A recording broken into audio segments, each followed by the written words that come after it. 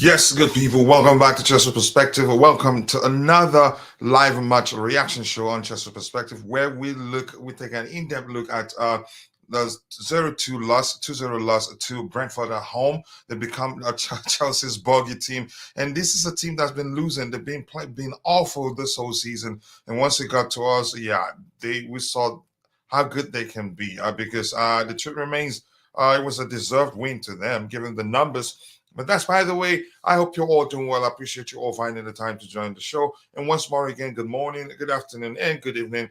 I wholeheartedly offer whatever suits your time zone.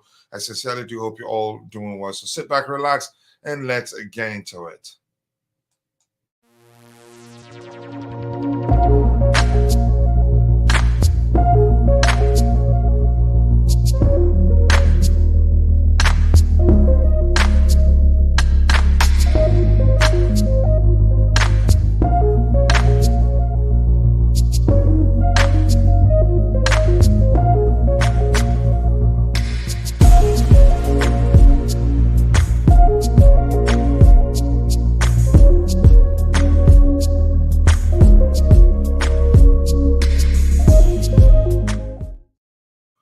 Yes, people, once again, welcome back to Chelsea Perspective. I hope you're all doing well. Today, we'll talk about, I'd like to hear why you think we lost that game, or your overall, you can say your short or paragraph of your review of that particular game. It'd be interesting to see what you have to say.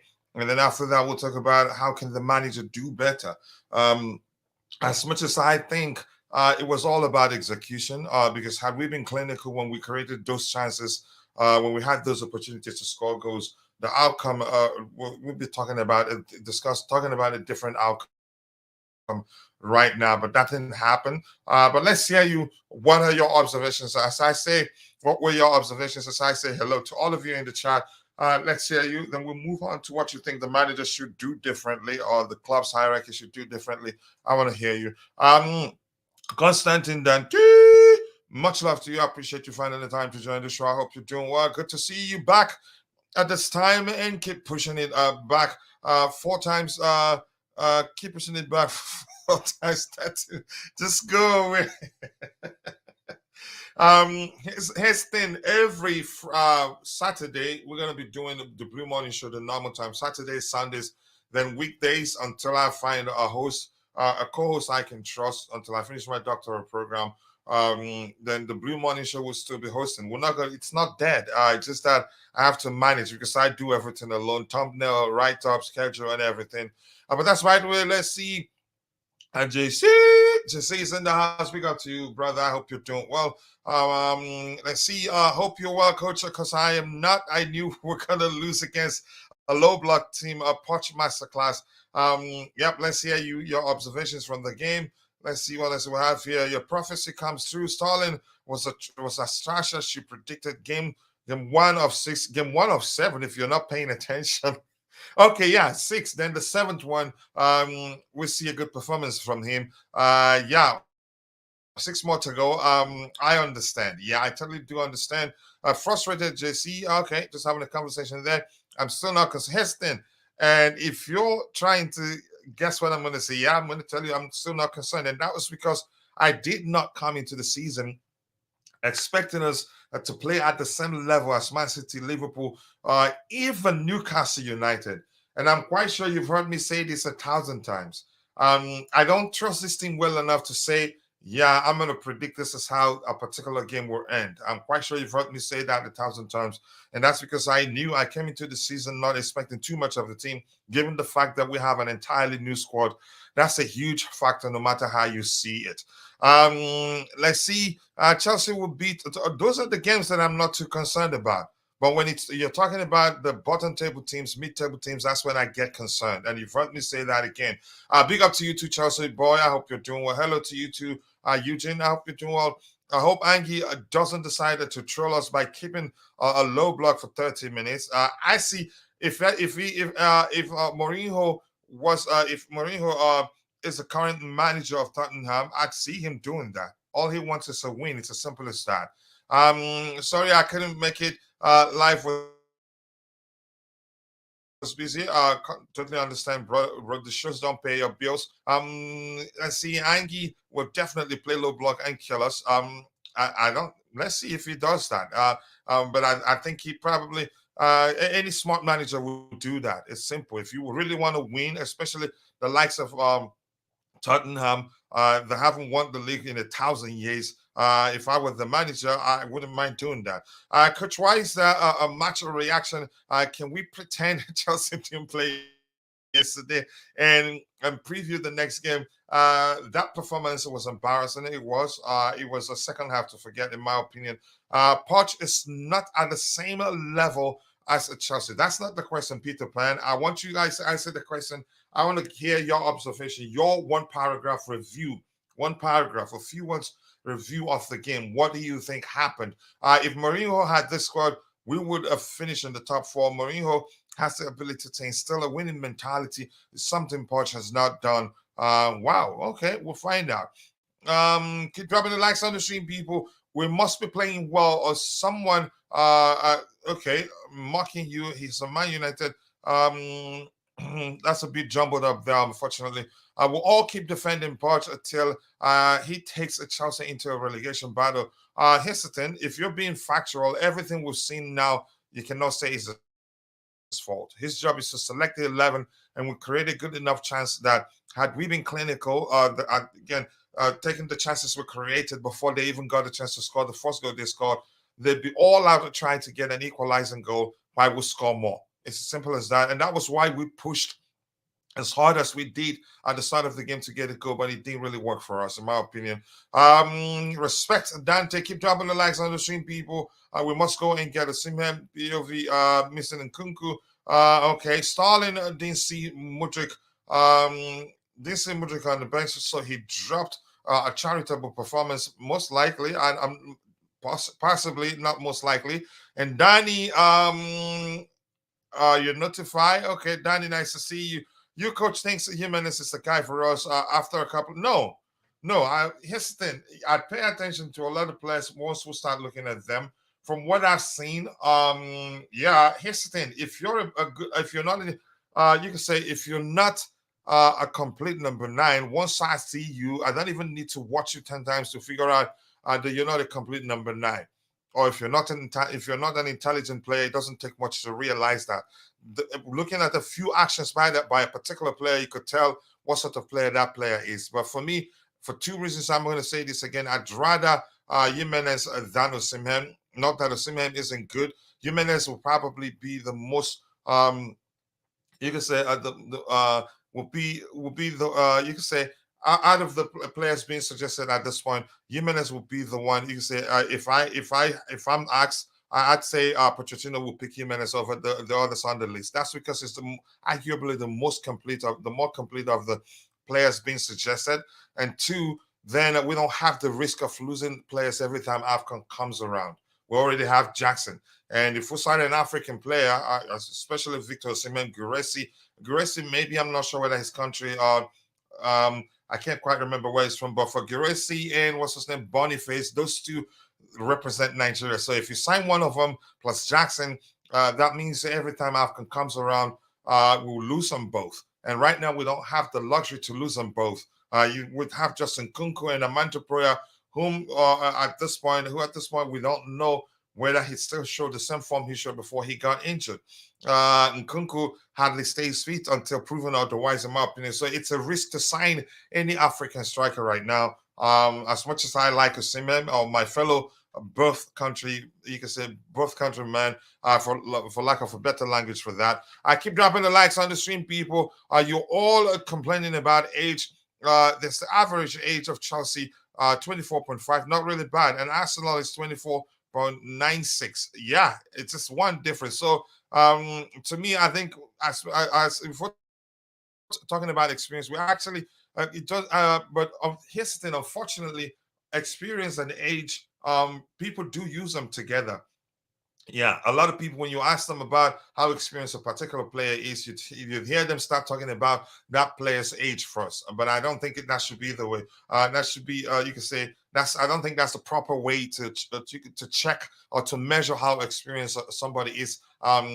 at fulfilling a particular role, in my opinion. I think it's how many times they've tried. You can say they've been in that particular position, for lack of a better language. But unfortunately, people will almost always use experience and age interchangeably, in my opinion. Jackson is waiting for Nkunku. I'm not gonna make that excuse. I don't think that's right, actually. Mudrik, I don't know. I have heard nothing with regards to what's the language I'm looking for? How bad his injury is. So I haven't heard anything other than from the report that he's injured. Yep. Uh, no, it's okay. I'm not familiar with the player in question. You can see immediately if players has something. Yeah, that's what I'm saying. Yeah, you can see immediately whether a player has something. Yeah, it doesn't take much to know that. Then the next aspect of that player's you can say overall career, or maybe how good they are, to see how consistent they can be and all that. You could be forgiven for mistaking Thomas Frank for Jose Mourinho yesterday. He did a Mourinho job to perfection. You could argue that. He was a smart man. And here's the thing, he did it even better than Mourinho, because the truth is this. I think they tricked us to believe, we were all thinking they were going to sit back. But yeah, they didn't sit back. They were coming at us. But the difference is that they defend as a unit, they attack as but they don't necessarily attack as a unit.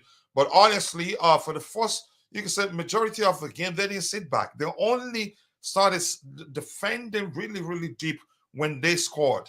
And somebody in the chat just said yesterday that if they get a goal, they're gonna close shop. And that was exactly what they did. And they did that to a T perfectly, in my opinion.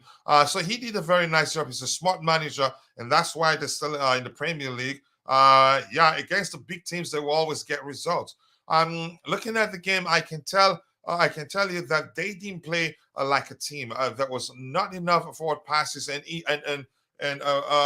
forward passes, and forwards weren't making direct runs. You can say decisive runs. Yep, none of them were doing that. And poor decision and anticipation on the field. That's a good review, and that's what I want to see from you. Let's hear you. I need a paragraph, one paragraph review of the game from you, and we'll take a look at it and move on to the next item we have lined up here. Yeah, Poch showed too much respect to Thomas Frank, and he got shown how a manager plays to his team's playing strength. I think I agree with you. He played to his team's strength, and that worked. And I don't know. I still don't think Enzo got injured. No, I don't believe that. I think he probably thought. I wouldn't say actually he respected him too much. I would say he probably thought, yeah, this game, we've won this one, and maybe looked at the Brentford's current form before they played us and thought, yeah, we're winning, we're beating them, and maybe the same thing with the young players we have, because overall, no matter how you say it, the Charity FC phenomenon, in my opinion, is a mentality thing. Most likely, the young players will have within our ranks probably looked at Brentford's recent games and say, yeah, we're winning this one definitely, and went into the game with the mindset, yeah, the 3 points taken. Without even working for it. It just seemed as if after we considered, yeah, that's it, it was over. We couldn't score. Even when we had the opportunities to score, we were fluffing it or misfiring as if, yeah, if you miss a goal, it counts as one. I just didn't understand what was going on. Just look at Real Madrid players' age. Almost all new team is under 24. Yeah, so age isn't the issue. You can be. We've seen. Look at Kendrick Pies. He's 16 or is he 17 now? I can't quite recall, but at most 17. But it's probably most experienced than some of the players we have now, or have a stronger mentality than some of the players we have now. So it's about ability and mentality in most cases. And in my opinion, I think we have experienced squad. Something else has to be the reason why we're struggling. The team is buffering, and my internet is very good. The stream is buffering. Can anyone else confirm? Is it buffering for you? Or because my internet signal looks very strong. In my opinion. So somebody else check. Let's find out. Stamford Bridge is falling down. Yes, sing it. I'm not in the mood to sing right now, but I get it. Mario FC. Coach, the link is not working again. What link isn't working? Let me hear you say that again. I'm gonna share one more time. Keep dropping the likes on the stream, people. The likes to go a long way. I appreciate you all finding the time to join the show. And to those of you that are watching, but for one reason or the other, you're not able to participate in the chat, just know that we appreciate you. And that's because you watching alone does go a long way. But we'd really appreciate it if you can take a second to drop a like on the stream for us to help us reach more people. Would really appreciate that. Why is Jackson afraid of scoring? I'm not sure how to answer that particular question. Poch still has not learned how to play these teams. It's baffling and worrying. I'm not too worried at this time, but I think it's settling in gradually. I noticed Jackson doesn't jump often for headers. I think you may well be correct. I haven't even seen him. You can say head the ball many times. Once he did, he went the rugby. Would be you can say very proud of that particular header from him. Yes, coach is buffering. So I'm not sure. Probably, most likely, the issue may well be from StreamYard, and I can't try to switch the internet until someone else joins me on the panel. Otherwise, the stream will shut down. It's smooth. Okay, for you occasionally. Okay, let's see. Okay, let's see what else we have here. That's why we're not performing. You think? Okay, Jackson was always going to struggle against low block, and he keeps coming deep to get balls. Why would Poch keep telling him to do that? Yeah, here's the thing. If you know Poch, that's the way he likes his strikers to operate. From Harry Kane, check every other player that's played with them, and that's why probably he likes Jackson. But Jackson looked, if I have to be honest, Jackson looked rusty in that particular game. He wasn't, you can say the Jackson we've seen in a few games, even when he plays well and get a few chances, but you can say wasn't lucky in front of goal on some occasions. To me, I'm not sure what's happening. It looks like he's low on confidence right now. That's how I see it. Let's address some news items we have lined up here before we move on. I appreciate you all. We've heard this, that I'm sure lots of you there have heard this too. Mihailo Mudryk is injured. What sort of injury he suffered, I don't know. And how long is he going to be out? I honestly don't know. I don't know. Charisi, I appreciate you finding the time to join the panel. Let me ask you this question. Are you aware how long Mihailo Mudryk will be out? And I hope you're doing well, first of all. Good morning, coach. Yes, I'm feeling better now. And if anybody in the chat knows how long he will be out, please do let us know. Go ahead, Jerry. To answer your question, no, I'm not aware. I haven't seen any information about the length of the time that he will miss. So I will try to find out. If I have this information, I'll definitely share with the audience. All right. Thank you. Just 1 second. Let me take care of something here. Yeah, it looks like the likes are coming in slow. So let's beg the people there so that they can help out. But as I do this, please keep dropping the likes on the stream. Really appreciate that.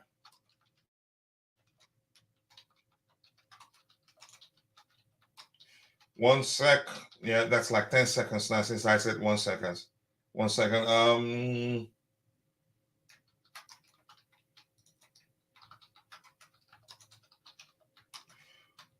All right, let's go for it. So I'm not sure if anybody in the chat knows how long Mihailo Mudryk will be out. Please do let us know. I don't know. We did talk about that, and I did ask the panel the question whether they think the injury issues have I use the word subsided, or if it's reduced, or for you can say a much simpler language. And Roger at the time told me he doesn't think that it has reduced. If anything, not that much anyway. Some panelists told me on the day, but responded with the something to the effect of not that much. And it turns out that's the case. We have players returning, and we have two of you can say of our best performing players. You can say get injured. That's concerning, really. Read somewhere Mudryk is available next game. Also, Enzo, their absence was a precautionary due to some muscle issues. That begs the question of whether there was injured at all, honestly. But yeah, what has happened has happened. I'm not gonna sit here and try to make excuses as to why we lost that game against Brentford at home. Again, the failure of a plan B, a C from Poch is head scratching. Did you see Thomas Frank quickly changed in subs reacted to each phase and goals scored? I think I agree with you. If anything, as much as I don't think uh, he was the sole reason why we lost that game. His substitution or tactical approach was one of the reasons why we lost that game. I still question how quickly he reacts to us losing games or our plan A not working. It doesn't look like the substitutions that he made changed the game that much. If anything, it looked as if we got worse, in my opinion. So I'm not too sure what to make of that right now. I still have to take my time to study his approach, his in-game management behavior, to come to a sensible conclusion and present a solid argument what I think about him. But that's, by the way, keep dropping the likes on the stream, people. The likes do go a long way. This one here, I thought Enzo had a baby, but usually that's a reason why players don't miss game that much. You see players wanting they want to play, score a goal, and dedicate the goal to the newborn. In my opinion, but I'm not too sure what to make of that. We were told that he had a muscle issue, and that was why he wasn't even on the bench. To me, it was a mistake. I think had he played, I think he'd make a difference. Which means Gallagher would play further forward and be more effective, as well as he did in a deeper role, in a central role as one of the two sixes. I'd still argue that he'd be more. He could have, you could say, it could have been more effective had he played as a winger or in the 10th position. But that's just me, my preference. Let me just be more specific there. So this one here is saying.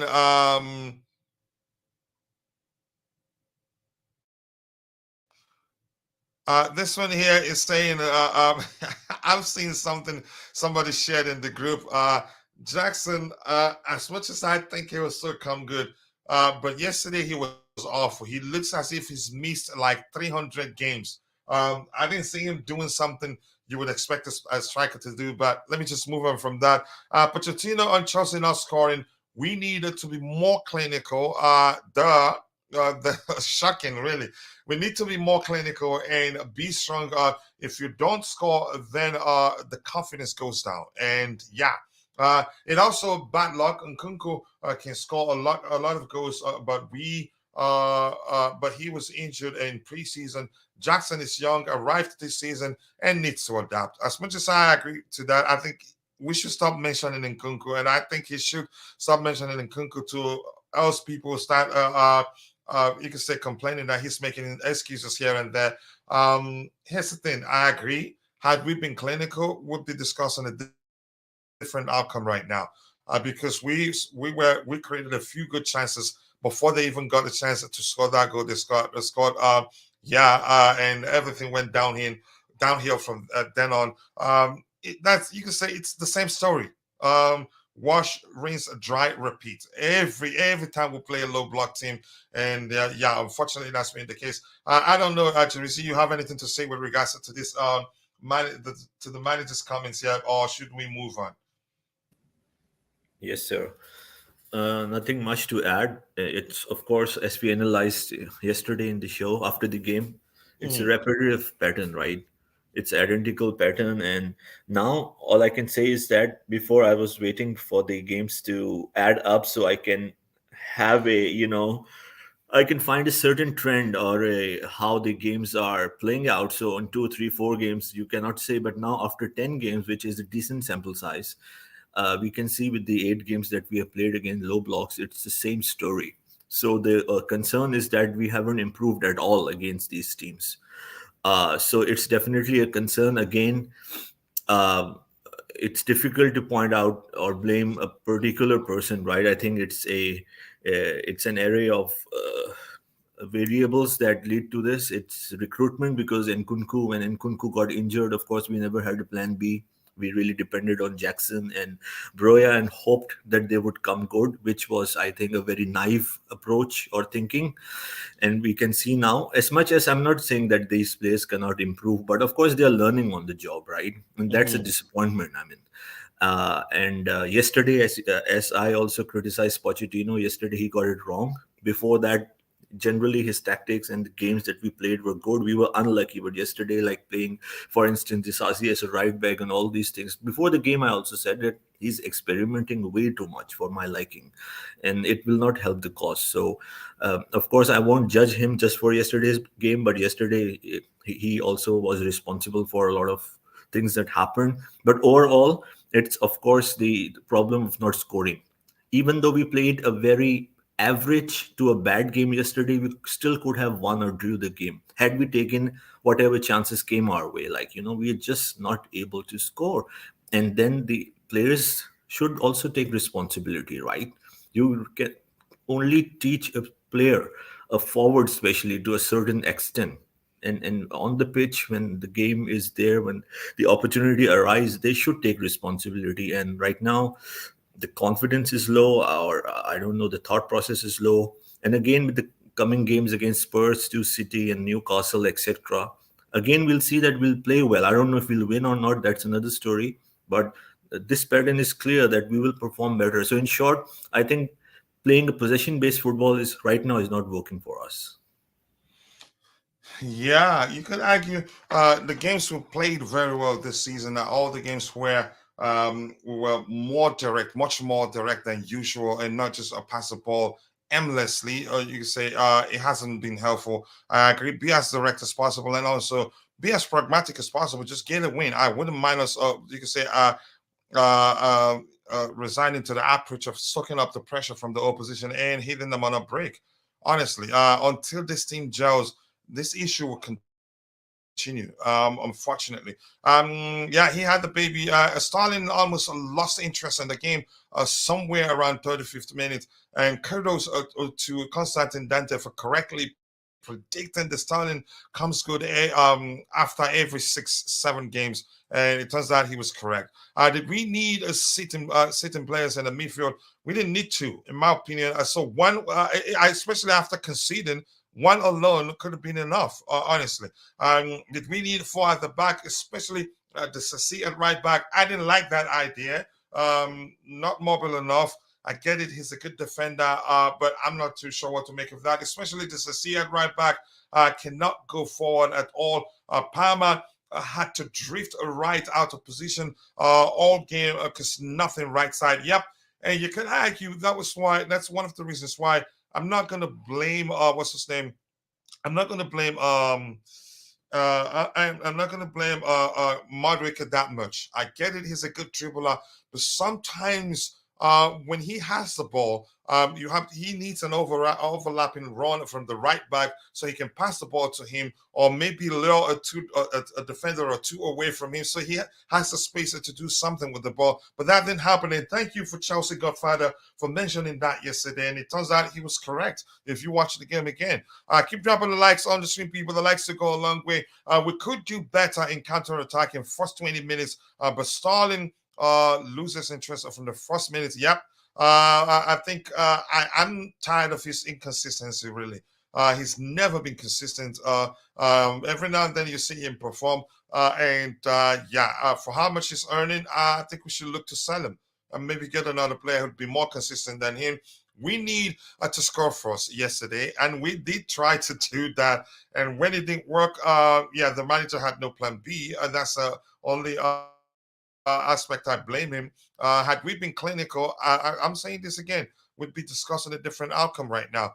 They would sit very deep. They wouldn't be a threat. First half, we need to attack and a score. I think I agree with you. Instead of a DCC, you play a right back. Yeah, and we had one on the bench. I don't even want to waste my time to comment Stalin, who's supposed to be our crucial player, the most experienced player, who's supposed to be leading by example every game, but he's not been consistent enough in my opinion, and that's not good enough. That's how I see it. When we don't score first, we crumble. That seems to be the case. In all honesty, yep.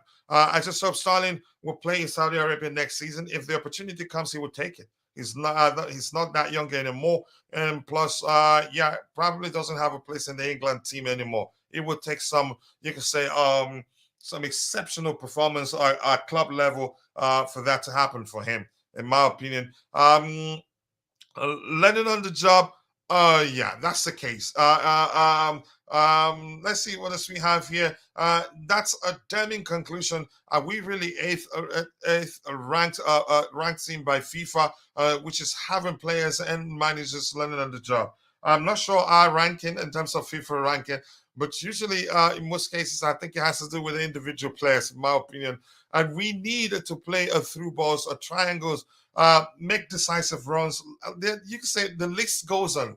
There are quite a lot of stuff that we're not doing correctly right now, but the fact remains we have to be if we just have to be truthful.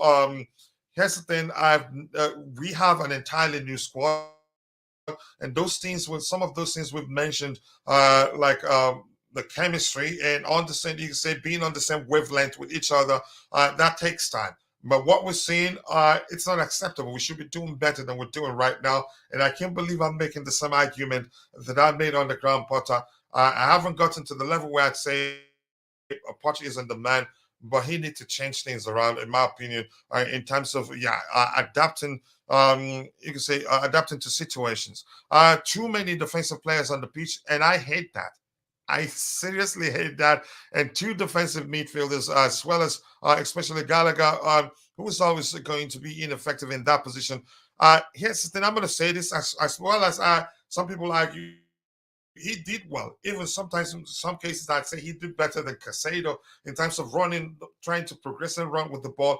But Gallagher will be more effective on the flanks, no matter what argument anybody brings to the table here. I'll tell you, I'd rather, again, if I were the manager, I'd start Cole Palmer as one of the 2 6s, with him having the independence to be adventurous on the pitch and be wherever he wants to be. But Gallagher playing in the 10 role or as in the right wing position, believe me, I think that would have been a better, you can say, better way to position the players, in my opinion, for lack of a better term. Let's see how you forget our possession. Let's play attacking football. Any run you see, we attempt the through ball, pressure the defenders. Yeah, be more direct. Be more direct. And you look at the games we've won this season. Those are the games that we were more direct than usual. Those are the games that we didn't go into the game and playing, just passing the ball around. Against Arsenal, we were more direct and got 2 early goals. But you could argue also we tried that in the game yesterday, but it didn't work. But keep dropping the likes on the stream, people. The likes do go a long way. I think we'll have one more news item to tackle. Then we'll go back into the game, the match review proper. Madueke needed Reece James. Yep, Reece James or even Gusto. Every time he got double teamed, but nobody was there to help him, in my opinion. Coach Clinical, only 2 clear chances. Here's the thing: a goal makes a difference. We had the opportunity. My point is that we had the opportunity to score first. It's not that we created too many, you can say, good enough chances, in my opinion, but we didn't take the chances we created. We had the opportunity to score first, and had we taken a chance when we had it, they'd come out even more to get an equalizing goal. That's my point. I'm not saying we created good enough chances. No, that's not my argument. Only 2 clearer chances all game. That doesn't do it. Good teams create 10 of those. But I hope you understand my point now. Yeah. And hated that game. I think we all do. And this one here saying, I'm sorry you watched that live. Oh, yeah. He was here telling us he was at the stadium. But by the way, Oscar, I hope you enjoyed it. Let's address all the news items we have so that we can get the panelists to get so that I can hear Jesse tell us. You can say review the game for us. You can say take a minute or 2 and review the game for us from his own perspective. Let's see the next item we have lined up. according to Fabrizio Romano, Chelsea are looking into a new centre back signing because the decision to sell Trevor Chalobah in January. Chelsea will look at the opportunities in the January transfer window. One player to watch is Edmund Tafoba. I don't know him. It looks like that badge there is Leverkusen badge. Correct me if I'm wrong. Um, I don't know him to present a solid argument as to why I think we should sign him or not. Any other news item?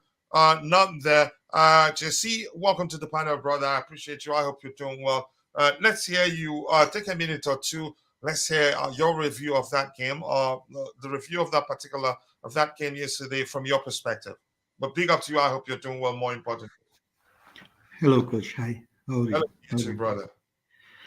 Yeah, it was a game which doesn't feel much optimism going in the direction we were going. I mean, it takes us back to I would say Potter Potter territory. So Are we it's there yet, or we just close? we are getting there. I would say that. Yeah, but how to put it? I mean, we played for 30 minutes. Okay, Sterling played, everybody played. We tried counter attacks, and within that time frame, we looked good. Yeah, yeah, you can argue that. I mean, our left flank was working, middle was congested, totally packed. Brentford did a defensive masterclass on us, and the right flank, But they there was no weren't that overlap on defensive until they scored. Yeah, but that's second half. I mean, let's start for the first 30 minutes, huh? So, Mm. and those chances which you say if had we buried it was a different game. I doubt that. First of all, those two chances, huh? So first one was Madueke, which was like came out of, I would say, like nowhere. It was not like team play or some. He had space. He took a shot and it didn't work. And the second chance, okay, Palmer gave a beautiful ball there, and Sterling was not quick enough, but he was okay. But I would say Kukurea was faster than him, but he couldn't finish it. Other than that, there was another ball, just a similar ball after a few minutes by Palmer. And at that time, which I said 50-50 penalty, but you were saying 100% penalty. I thought if instead of trying to buy a penalty, because the nudge was very like mild, if Sterling tries to stay on feet and take a shot, we had better chance to scoring. But I thought he was trying to buy a penalty, and not the smartest thing to do. I would say that. Other than that, I don't think we even tested their goalkeeper. And if we were 1-0 up, I tell you, I mean, unless we have a two-goal cushion, they will still sit back and hit on the counter. Because 1-0, they are still in the game. So it won't change the game a lot, to be honest.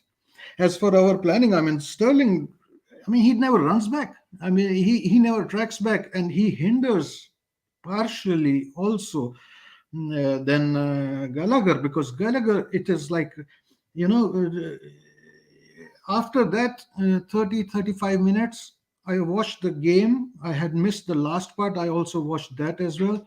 And I could Mhm. notice only two times throughout the game when Sterling made a run of more than 10 meters.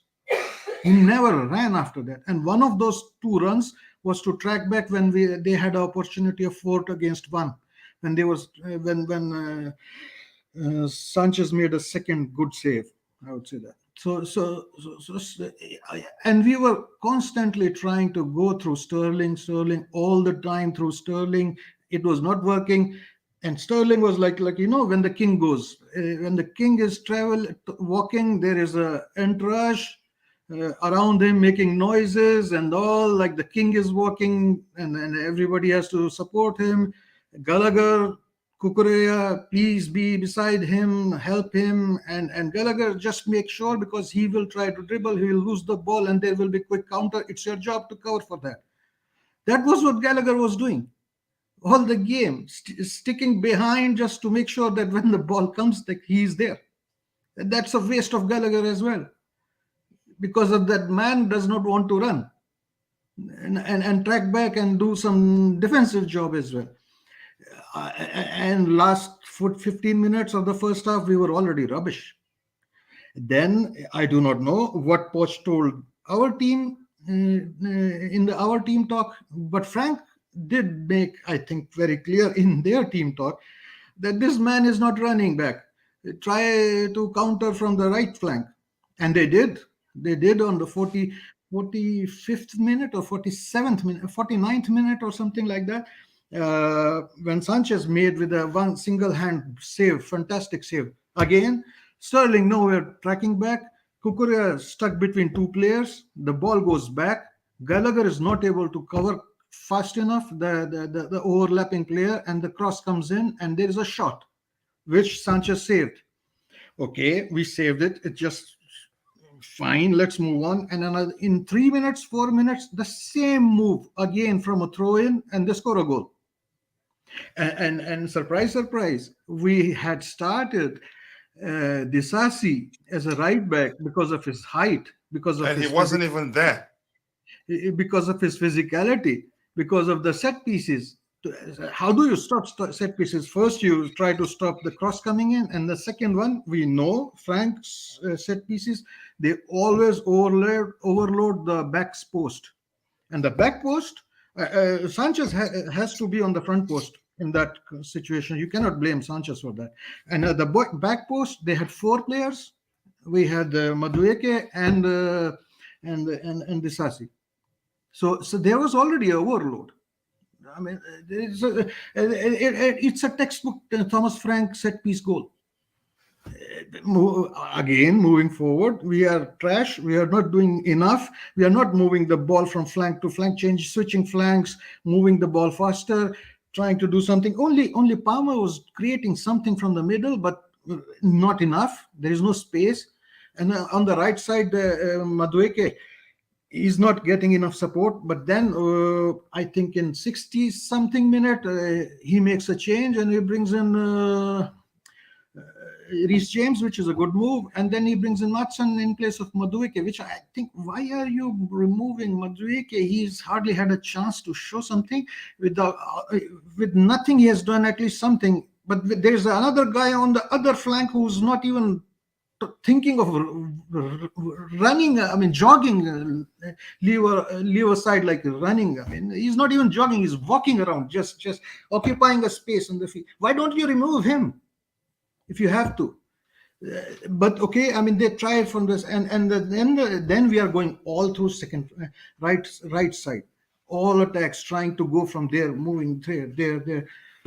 I mean, why can't we do all? The pitch is large, you know.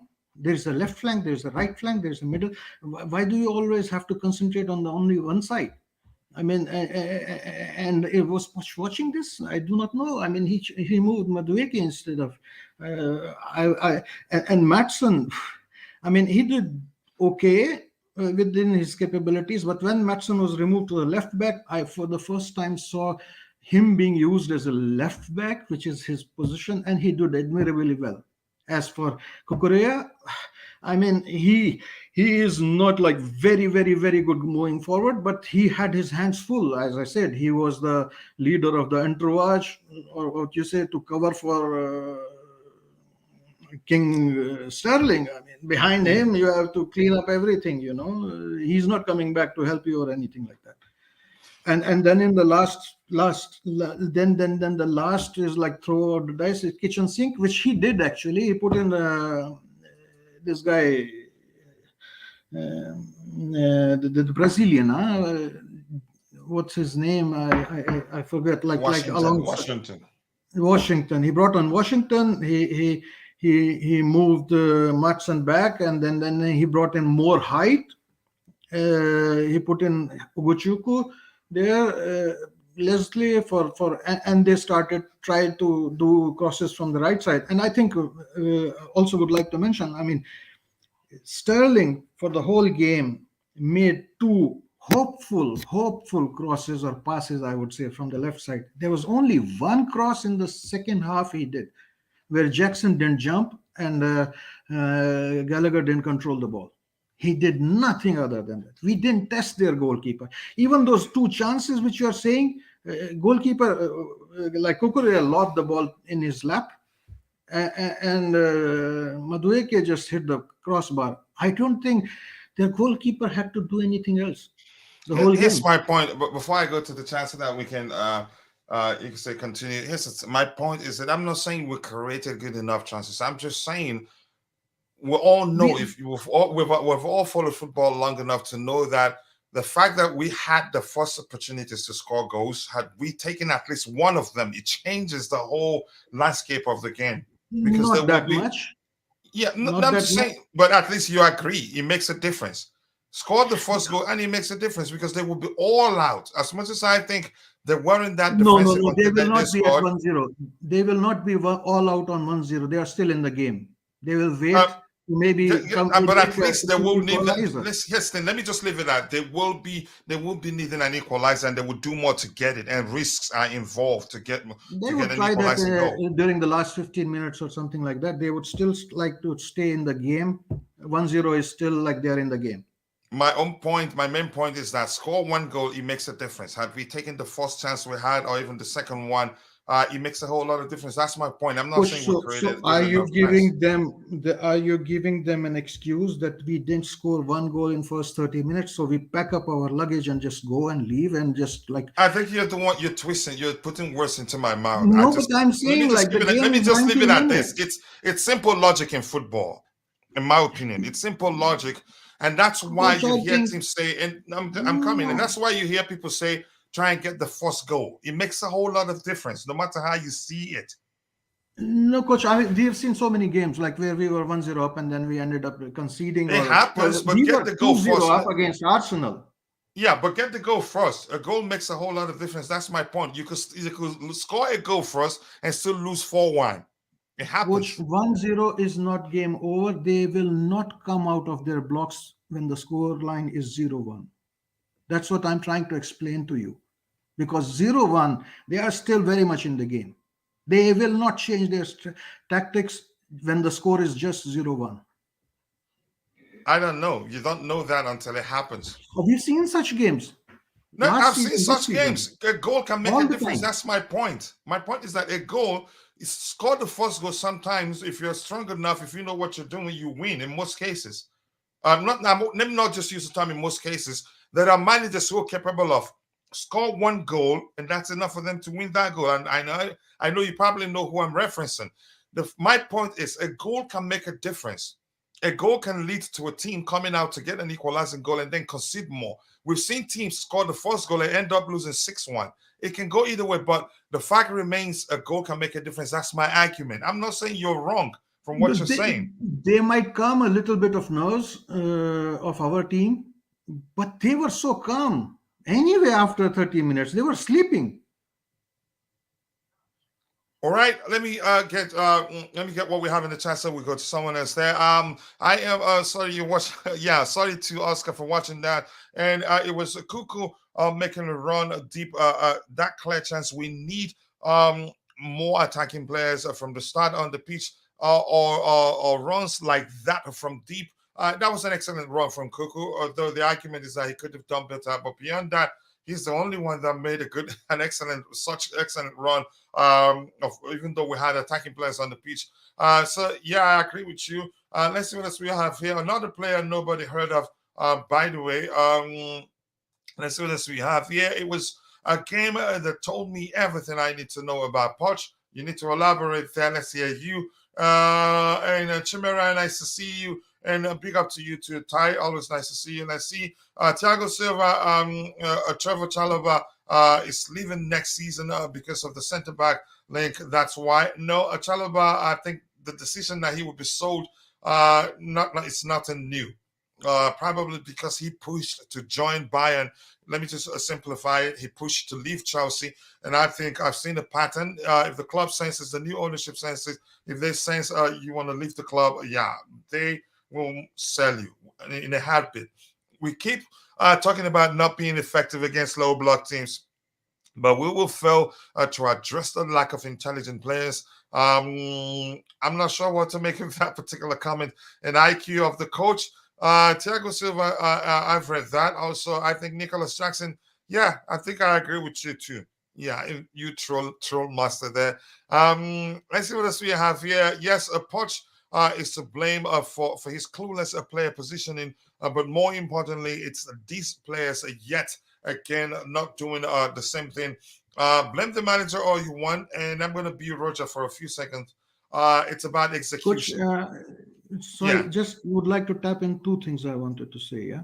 See, why I'm saying is like I'm more pessimistic now because judging on this performance, I don't see what we tried to change the game. I mean, or the changes which we were making were very productive. And secondly, I do not understand why we keep on playing a player uh, on the pitch who is refusing to even participate, run back, contribute, having any desire, total lack. He's walking, strolling as if he's a picnic box on his in his pocket. How come he ended up the full 96 minutes on the pitch? He did nothing. And then when you see this kind of decision making, I mean, then I can understand until our previous games where we definitely created more. Okay, then you can take for granted. Okay, eventually we will succeed. But in this case, we were drab, bank, average, even worst. And after that, Poch saying we dominated. You dominated my foot. You know what? All So right. so that brings in pessimism, and that brings in a doubt. No, Why is he the playing doubts keeps are on playing? understandable Yeah. for a reason. Go ahead. I'll let you drop. Then I'll So catch so up and that bring in brings in Roger. the negativity a little bit, or a doubts a little bit. Is he serious? I mean, come on. I mean, if a player is not performing, his name might be Sterling. Haul him off. Yeah, it's nothing new to me. We've always known, and Constantine Dante has a record. Roger has a spreadsheet of his failed dribbles. So it's nothing new to me. You expect him to lead. You expect him to be consistent, given how much he earns per week. But he hasn't done that. I'm sorry. We need to be clinical. I think we need to be clinical in front of goal. And I'm going to keep saying that. Even I get it, we didn't create good enough chances, in my opinion. If you create one, take it. We're talking about being clinicality. We're talking about clinicality here, not how many chances we create. Take the ones you create. Yep. Very quick tap in. If you look at the statistics, we had no touches in their 6 yard box, not the 16 or 18 yard box. 6 yard box, we had no touches. They had three. Yeah, they could have scored more. Actually, that's why when the game ended, I said, yeah, a deserved win for them. We don't deserve anything. We didn't deserve anything from that game. We cannot create chances that I think we create. I'm not saying that's enough. We should be creating even more. Let's see what else we have here. Just having a conversation. Hit the like button, people, and also do subscribe to the channel if you haven't. Appreciate that. Those chances are not clear, but there are chances. There are people when you create half chances for them, they take it. We're talking about clinicality. We're not talking about how many chances we create. And that's my point of view. It's not that how many. I get it. We need to create even more. It's simple logic. The more chances you create, the more you have the opportunity to score goals. But even if we create 300 now, chances are we'll miss 301. That's the issue. Even if we create 400, chances are we'll miss 401, if you get my point. We had 70% ball possession and only 2 shots on target at home. It's pure complacency. Complacency, I think you're being complacency. I don't think is the problem, actually. You can say it's horrible, really. You're being nice, really, by using the word complacency. From the way, if I hope I understand what you're trying to say. From these players turning up whenever they want. Maybe complacency to an extent, but I'd say it's a mentality thing. I'm questioning whether the young players came into this game, haven't looked at Brentford's recent games and say, yeah, it's all, we're taking the 3 points. Because Charity FC, by definition, is a mentality issue, in my opinion. Let's see what else we have here. Keep dropping the likes on the stream, people. I agree, coach. A goal can make a difference. But I get JC's point, but I'm trying to make him understand mine too. Good morning, coach, and everyone in the community. I hope we are all recovering from that bottling PLC yesterday. It's difficult. I took my time playing with AI, playing with stadium concepts. Yeah, given that Stamford Bridge is no longer a fortress, that's as hilarious as it may sound. It actually did help me deal with the situation. Keep dropping the likes, and Jude, nice to see you once more. We need to talk even more, Jude. Brentford, if we scored a first half, will still not have come out. Then yeah, then that's fine. But I think subconsciously, sometimes it's a subconscious thing. It's not by design in most cases because you need a goal, and especially after them losing so many games of late. Let's see what will happen. What happens there? Come out from low block. They only started to do that second half of games. 1-0 is not enough. I'm not saying 1-0 is not enough, but if you score the first one, the second one, in most cases, is usually easy. And yeah, in my opinion, you should read what J. Cole said yesterday. Chelsea, you will understand. No, here's the thing. I'm going to say this, the sort of person I am. I'm not into, you can say reconstructing my view of a particular situation because of what one individual said. I think I saw what he said with regards something not being quite right with the structure and everything at the club. That's Joko's opinion. He has no way to say that's because Joko said it. Now it's fact. I respect him, and he did well as a Chelsea player.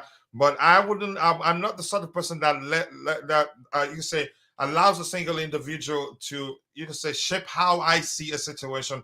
Whereas there are other ways that I look at the situation and come to a sensible conclusion. But I'm not going to base. No, we've seen players say worse.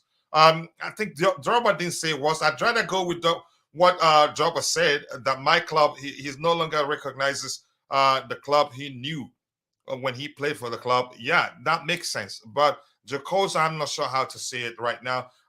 Keep dropping the likes on the stream, people. The likes do go along. We appreciate you all finding the time to join the show. If your team cannot score a minimum of 2 goals, a game, good luck fighting relegation.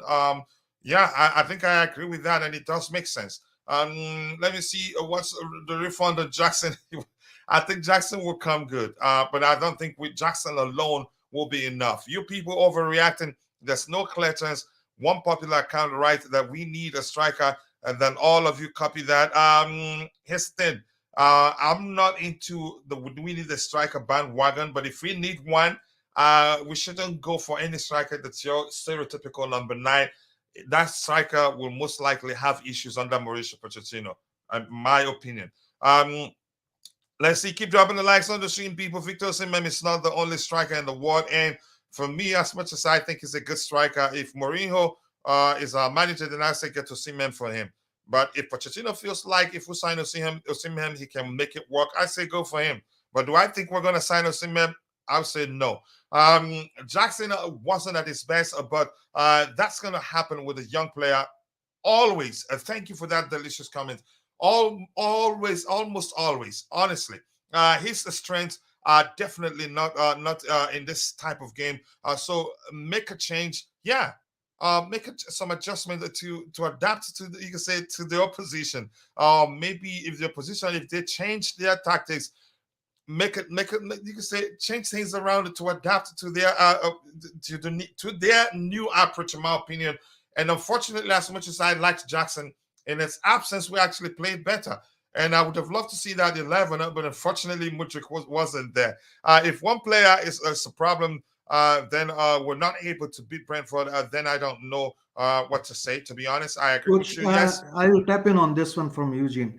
The problem is not just one player. The problem is when this player is not performing, and we are continuing to move all the ball to him, only through him, and focusing everything on him, and the man is not moving. That's the problem. I mean, the pitch is big. Change the flanks, move the ball faster, stretch their defense. No, everything has to go through the king. All right, thank you for that. There's no leadership in this team. These Chelsea need to step up their game, or we're gonna suffer again.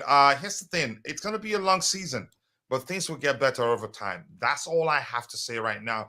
This club had multiple chances to sign Premier League proven lethal finishers, Oli Watkins, but we passed it up for unknown unproven striker. I'd say, in my opinion, as much as I suggested Oli Watkins, but at the time I was told he's injury prone because he's underrated, in my opinion. I think he's a better, right now, a better finisher than Jackson. What Jackson has over him is just physicality and maybe pace. I'm not too sure, but Jackson will come good and can get to that level and even better. Let's see. The Prince is here. Big up to you, Prince. I appreciate you joining. Right now, I'm gonna go to Ty. Ty hasn't spoken quickly before we go to Roger. Ty, correct me if I'm wrong. Let's get your 1 minute to 2 minutes um, review of the game, where you tell us your observations, what you think, the reasons why you think we lost that game. Let's hear you, Ty. Is it just that? Is it just me? Can you guys hear Ty? Ty, I don't think we can hear you. Now we can hear him. Can you? So I'm joking. okay, Ty, you have to go out and come back in. We can't can hear you. guys? Okay, we can hear you now. Go ahead, Ty. Can you hear me? Yes, Yeah, sir. go ahead. Yeah. My connection is poor in my room, and I changed angle. That's why. Okay. Yeah. Um. Well, as you said, 1 minute to 2 minutes. I would personally say that one of the biggest issues is that we don't have any. We don't have a competent second option in terms of 11. And we don't really have a competent starting 11. At this time, we have players who look promising, or they may have a good game here, they may be influential in one game, and then the next game they're not able to do it, or it's just one player. Obviously, Cole Palmer was one of the brighter aspects. You could actually see that he was actually coached by a competent manager, and the way that he's able to distribute the ball, it shows, even at such a young age, and even though he has some way to go in terms of development. But when you look at the whole game in entirety and how different it was from the Arsenal game, you saw the fact that Jackson was playing, and like you said, we played better against Arsenal, and we played better without him in terms of having that focal point and trying to get the ball into him.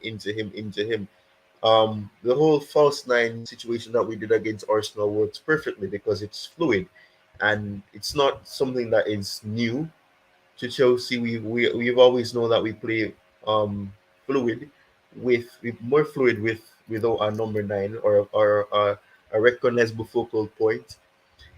So in a sense, we saw the fact that Mudryk wasn't available, and Mudryk had started to become a influential player in the starting 11. Obviously Sterling wasn't the greatest as well, but what I've noticed is that obviously we don't have competent players, or we don't have anybody who's impactful that you could bring on in the attack to help the team. When you look at the bench that we had no player that had played before, or players that can actually come on and make an impact. That is the key thing for me. We've taken 2 steps forward against Arsenal, and then we took 10 And steps Jesse back. highlighted that yesterday. We had just 99.9% defensive players on the bench, only one attacking player. You could say that's down to the fact we had players out injured, but go ahead. Right, and that's another thing. We don't have the squad. We have a lot of inexperienced players, and we signed so many players. The logic isn't showing right now because we have so many injured players now, and in a sense, you can't be playing those defensive players in attacking position. So if the attack isn't um producing anything that can lead to a goal, there's nothing you can do. The structure and the plan that is at the club right now, it's all over the place. I'm not gonna be like the fans that I'm seeing making pathetic excuses and blaming the ownerships, because that's dumb. Um, the owners are not the owners are not the reason why we're struggling on the pitch. That makes no sense. But there is an issue that needs to be rectified. I've mentioned it before, and Bobby mentioned it in the past as well. There's an issue with the team. It's not completely gelled. You don't have players who are competent enough. We don't have players that fit the skill set of what we're trying to do. And it's going to take a very long time because of that issue. Yes, we showed promise in previous games, and there was promise in this game. But as you said, without you scoring that goal, or without you getting a goal, the momentum will drop. The intensity will drop, and you'll be in Brentford side. Brentford, as Bobby would have said yesterday, is a team where it wasn't a case where they were excellent. It was a case of us not being able to pounce on the opportunities that we were creating, despite how small they were and minimal, and also the fact that we struggled to at least give them a threat. I think it was Jay-Z who said that we didn't challenge their goalkeeper, and that's true. When you look at the statistics, when you analyze the way that we played, the heat map and things like that, there's no intensity. The intensity was there. There was aspects where we probably could have gotten a goal, but as you said as well, there was no point where you could say that Chelsea deserved to win that game because they didn't perform in the fashion that deserved a win. And if they got a boogie win, then luck is on their side. But at the end of the day, there was issues that obviously were highlighted again. I know a lot of people will jump to say that Jackson is good enough, and I can understand why I didn't say that, but I for one always believe that Jackson was always going to struggle because his profile for one is one that he needs a supporter, and it's an excuse that we're seeing now about needing Christopher and Kunku and whatever, but that's the type of player that he is. He needs someone to feed off. If you watched him at Villarreal, you'd have noticed that even though he was the focal point, he was playing off somebody as well who was playing as a supporting striker. So, in a sense, his profile requires somebody where he can link up with, and probably if he had a Mudrik or somebody like that who he could feed off, maybe it would have been better for him. But at this time, I don't think Jackson is that striker that is going to be getting you what you want, and that's not fair on him because that's not the type of player that he is. But the expectations will be high on him because he's the only option that is there as a striker that you can trust. But yes, injuries do play a huge part, and we've seen that when you have injuries at the caliber that Chelsea have had in the past, it can impact you. I'm not going to be one to say that we need to be optimistic of, oh, when these players come back, they'll be better because a lot of those players that people are saying when they come back, they're going to need time to gel with the team as well. They're going to need time to become match sharp and fit again. So, in a sense, I'm not going to put all my eggs in one basket, but there is promise. It's a very young squad. We don't have much experienced players in the team, and as a result, we have the result that we have.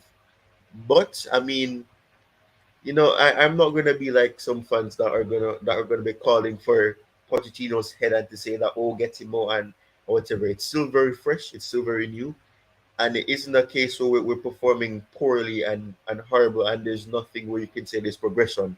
There is progression, but there needs to be more progression, and it needs to progress towards scoring more goals. It's simple as that. Yeah, thank you so much, Ty. Just give me a few minutes here. I Hmm. mean, we had the whole week to prepare for this game, didn't we?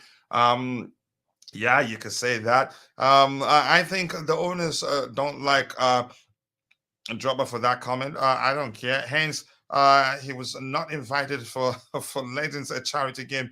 A long time for the owners to be a popular as popular. It would take for as popular as Dropper if all.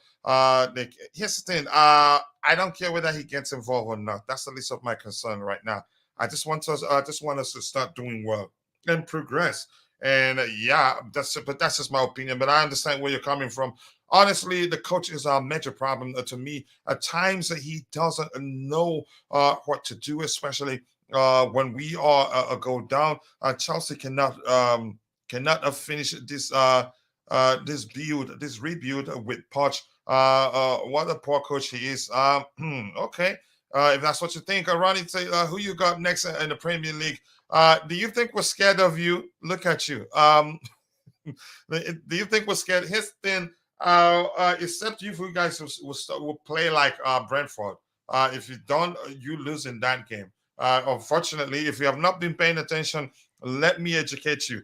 You have to be concerned because we play well against the big boys. Our biggest problems, you can say, the biggest issue is the playing against the mid-table teams and the bottom table teams, and you guys are in the top four, so chances are you lose that one. I'm not concerned about you.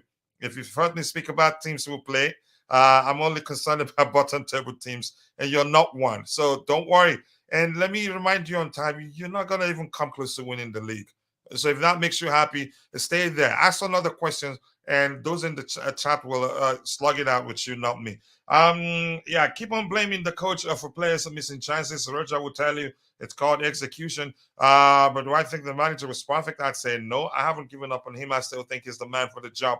The beautiful game. Big up to you, brother. I appreciate you joining. I told a friend of mine that with our performance against Arsenal, I said our next game is a loss because we all were carried away with that performance. We weren't. I think if anything, the issues are like with the players. Yep, the Blue Toffee game. Let's see anything else.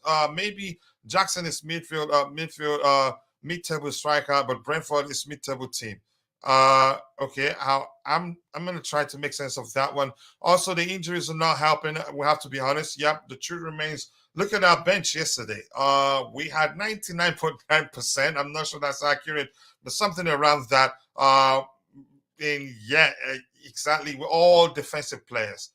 So that's a huge problem. No disrespect to Origi. He's probably better than Jackson.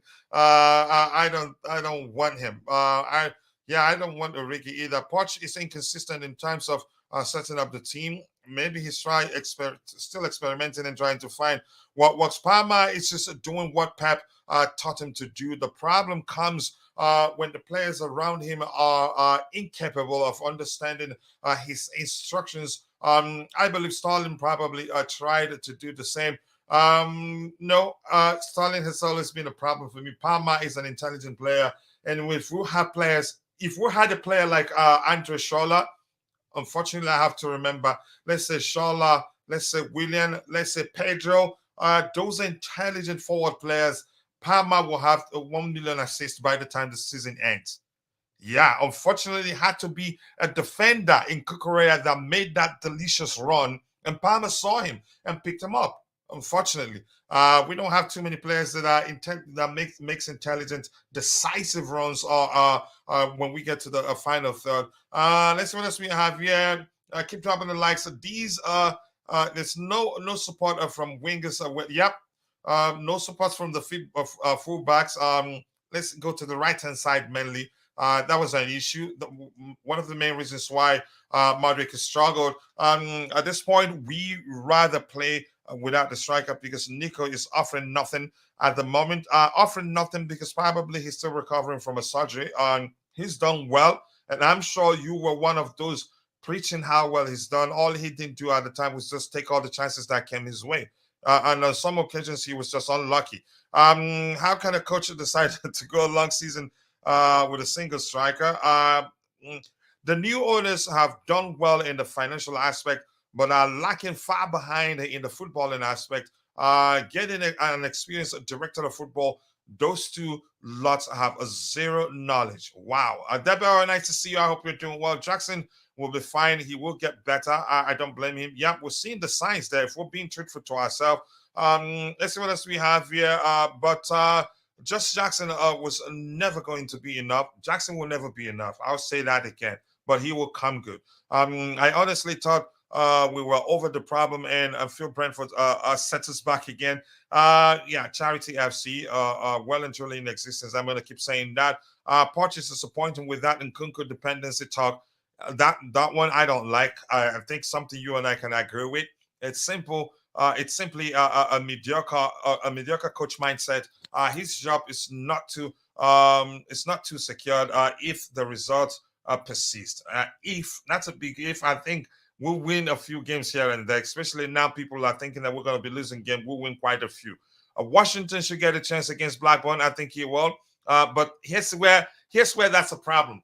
Jackson, I wouldn't call it a goal drought yet, but because before he got injured, he scored. Even with some sort of cast on his wrist, he got a goal. So, but I think the manager will most likely start Jackson to see if he gets a goal, because that will go a long way for him.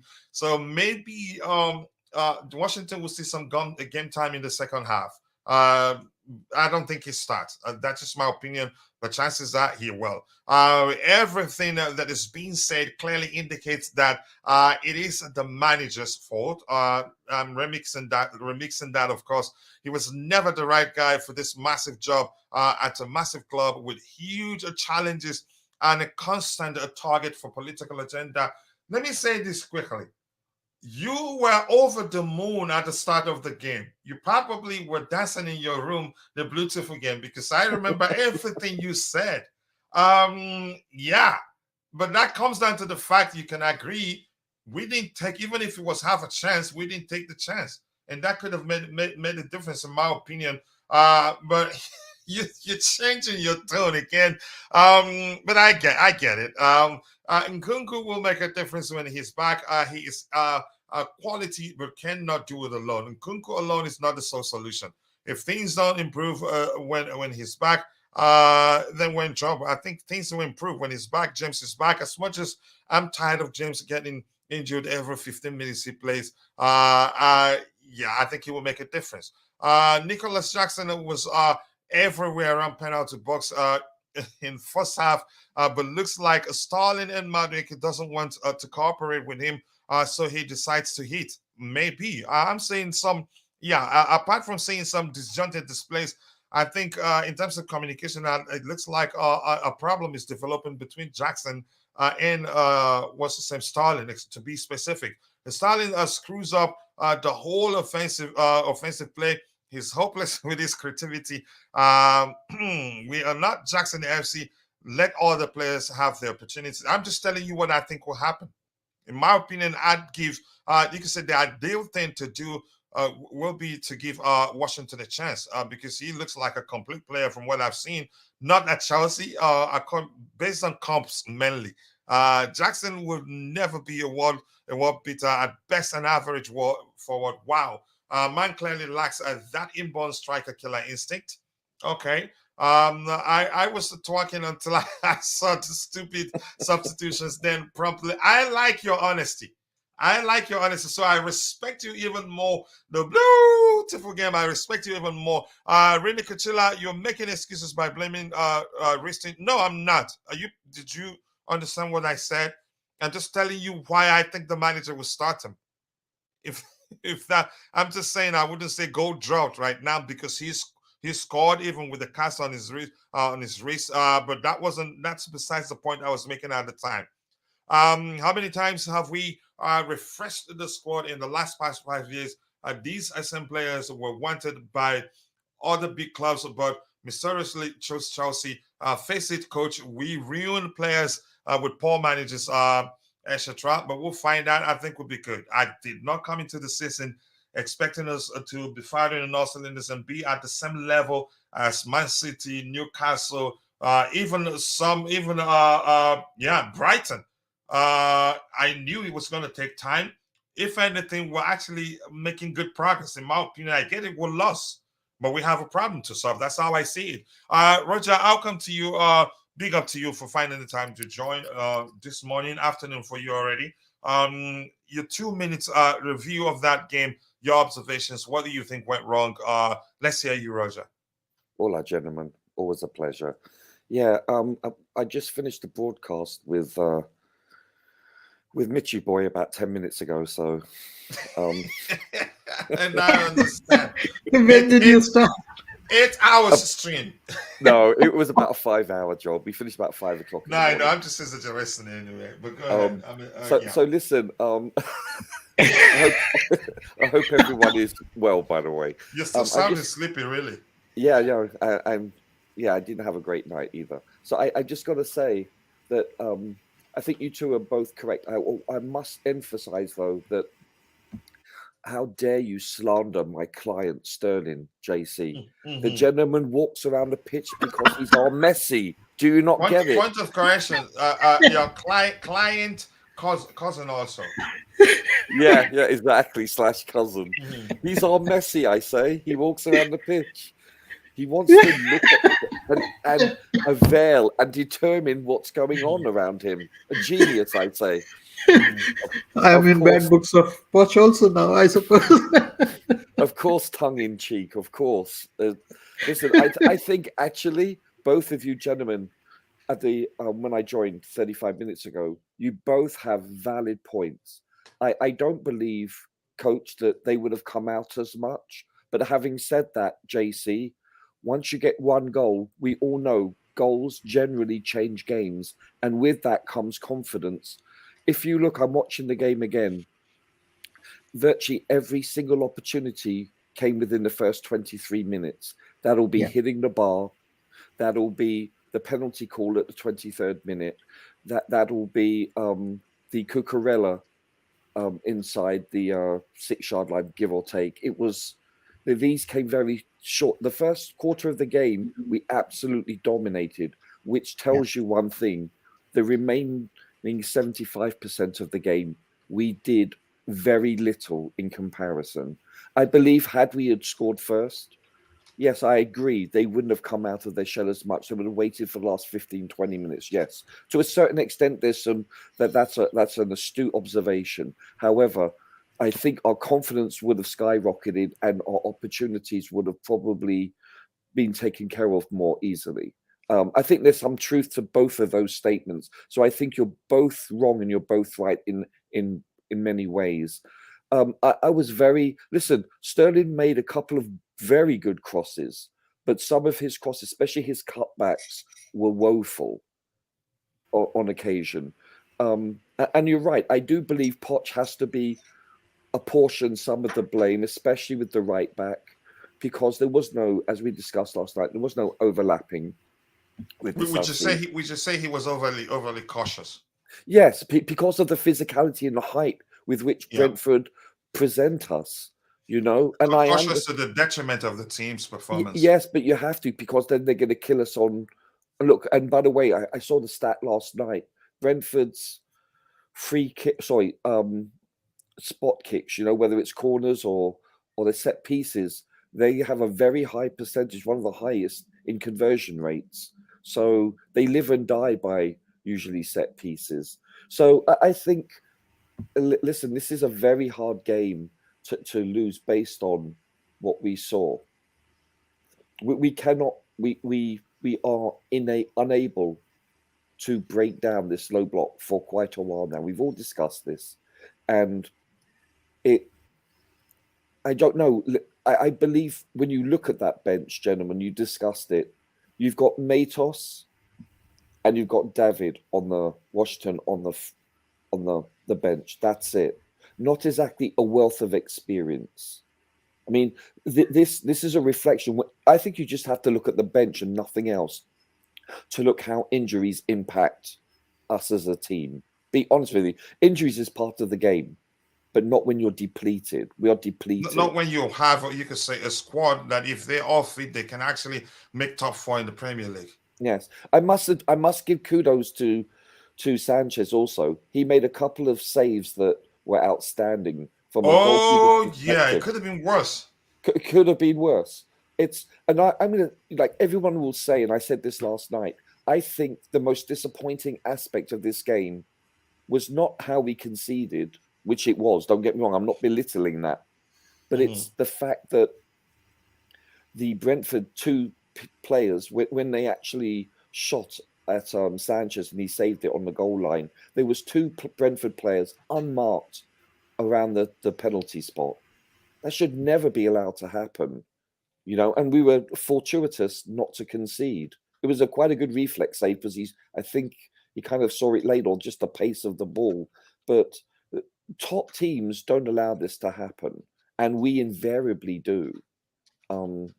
So we were caught.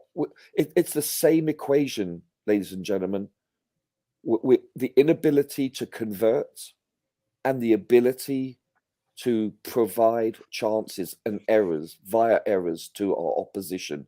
This is the simple equation. This is a copycat league. It doesn't take a rocket scientist to say, you know what, we play the low block and we attack on the break because they're susceptible. And you must admit, every time in the first 15, 20 minutes, or even the first half, when Brentford came out, they were very vulnerable on the break. We showed that time and time again. So it shows that we have the ability, but that this only really applies to the big teams that don't play the low block. And therefore, when you're playing 2/3 of your season games against low block teams, this means, based on history this season and last season, that we're going to be a mid-table team unless we're able to change this equation. And injuries is a part of it. I'm not denying that.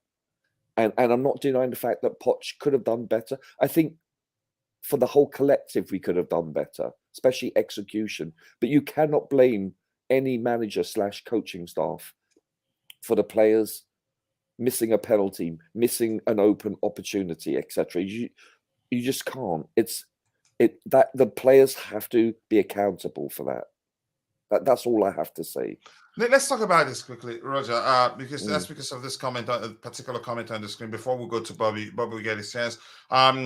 Chimera is saying Robert Panic Sanchez once again on the chopping block. He fumbled it again. I didn't know he was quick. Maybe he should play a strike. But I get where you're going to. Here's the thing, Roger. If he has to join the attack for any reason whatsoever, we have to have a solid plan. We didn't have one. Well, we did. Matson. Yeah, was that a good plan? Did you see how he was muscled off the ball? But that was a foul on Maxson, to be honest. That was a foul on Maxson.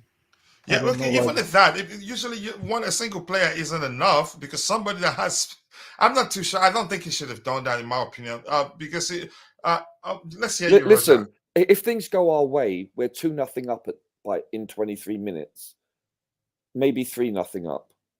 You know, it's you're looking at the radius of a football hitting the post that goes in. You're looking at the penalty call.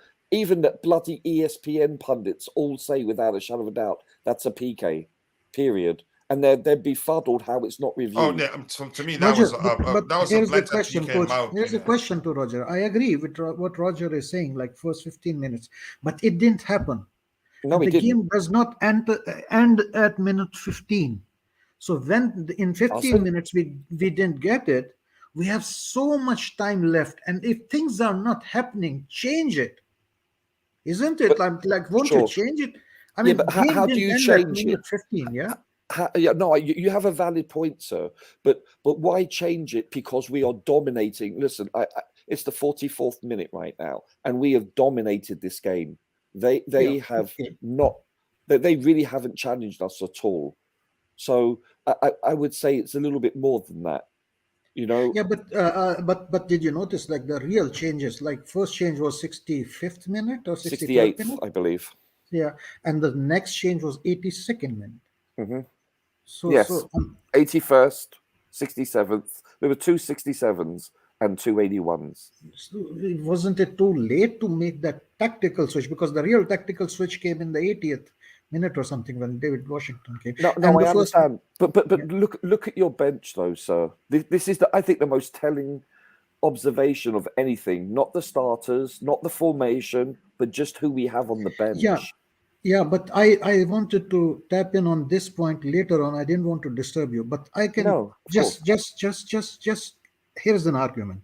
Sure, go for it. Jackson could have been left back if Sterling is not performing, and you could have moved because of Jackson being on the left, who would track back if needed. You could have moved. That frees up Gallagher. You can move Gallagher and Sterling and Palmer up front. I don't know about there were enough players to make impact. There were players. I mean, I agree there were a lot of defenders on the bench, but still there are combinations you can still try to I'm not make. disputing that, but then again, do we not? Okay, that's valid. But then can I also counter that? Just playing devil's advocate with, most observed criticism of Poch thus far is he plays players out of position. So then you're going to put Jackson as left back. No, left back, left wing. Sorry, left wing. Oh, left wing. Okay, I was about to say that's definitely a fish out of water. Yes, no, yeah, that's a big difference. I made an error. I apologize. No, it's okay. I meant like whole of Sterling put Jackson there. Jackson has played left wing. That's a valid point, yeah. And by definition, they should be more fluid by definition. And I think you're right. They weren't as fluid as they were. Maybe he could have tweaked that. I'm not disputing that. But then again, it all boils down to execution. And I want to say one other quick thing. And I think I mentioned it last night, but it's become so apparent by watching the first half. Because they're so compact in the middle, we have to go wide. And we go wide and we cross the ball. And how do we cross it? Invariably. The majority of the time. Crosses. It is in the air where we know that Sterling's not going to win bloody anything in the air. And guess what? Wasn't Sterling supposed to be making crosses, I think, also? Yes, he did. He made 2 quite good crosses. But however, his cutbacks were woeful. Yeah. I mean, the 3, he made 3. First 2 were in the first half. One was a cutback and one was a hopeful lob. Yeah, one of the cutbacks, he had someone open and he missed him. He passed it to a Brentford player. And it's not like he was running very fast. I thought, well, my feeling on him, he's not very technical. His first touch fails him often, and then that subsequently allows him to play an inaccurate pass. And I think it starts from the fact that he doesn't have a good first touch. I think the other thing I want to say is Sanchez kicking it long several occasions to bloody Sterling on the left, where he's never going to win that battle. It's a wasted possession. Kick it to anyone else but Sterling. I had that one criticism of Sanchez. Absolutely. No, all right, let me catch up. Bobby hasn't spoken and he's been waiting for a while. So let me catch up here and bring him in so he can give us a 2-minute review of the game.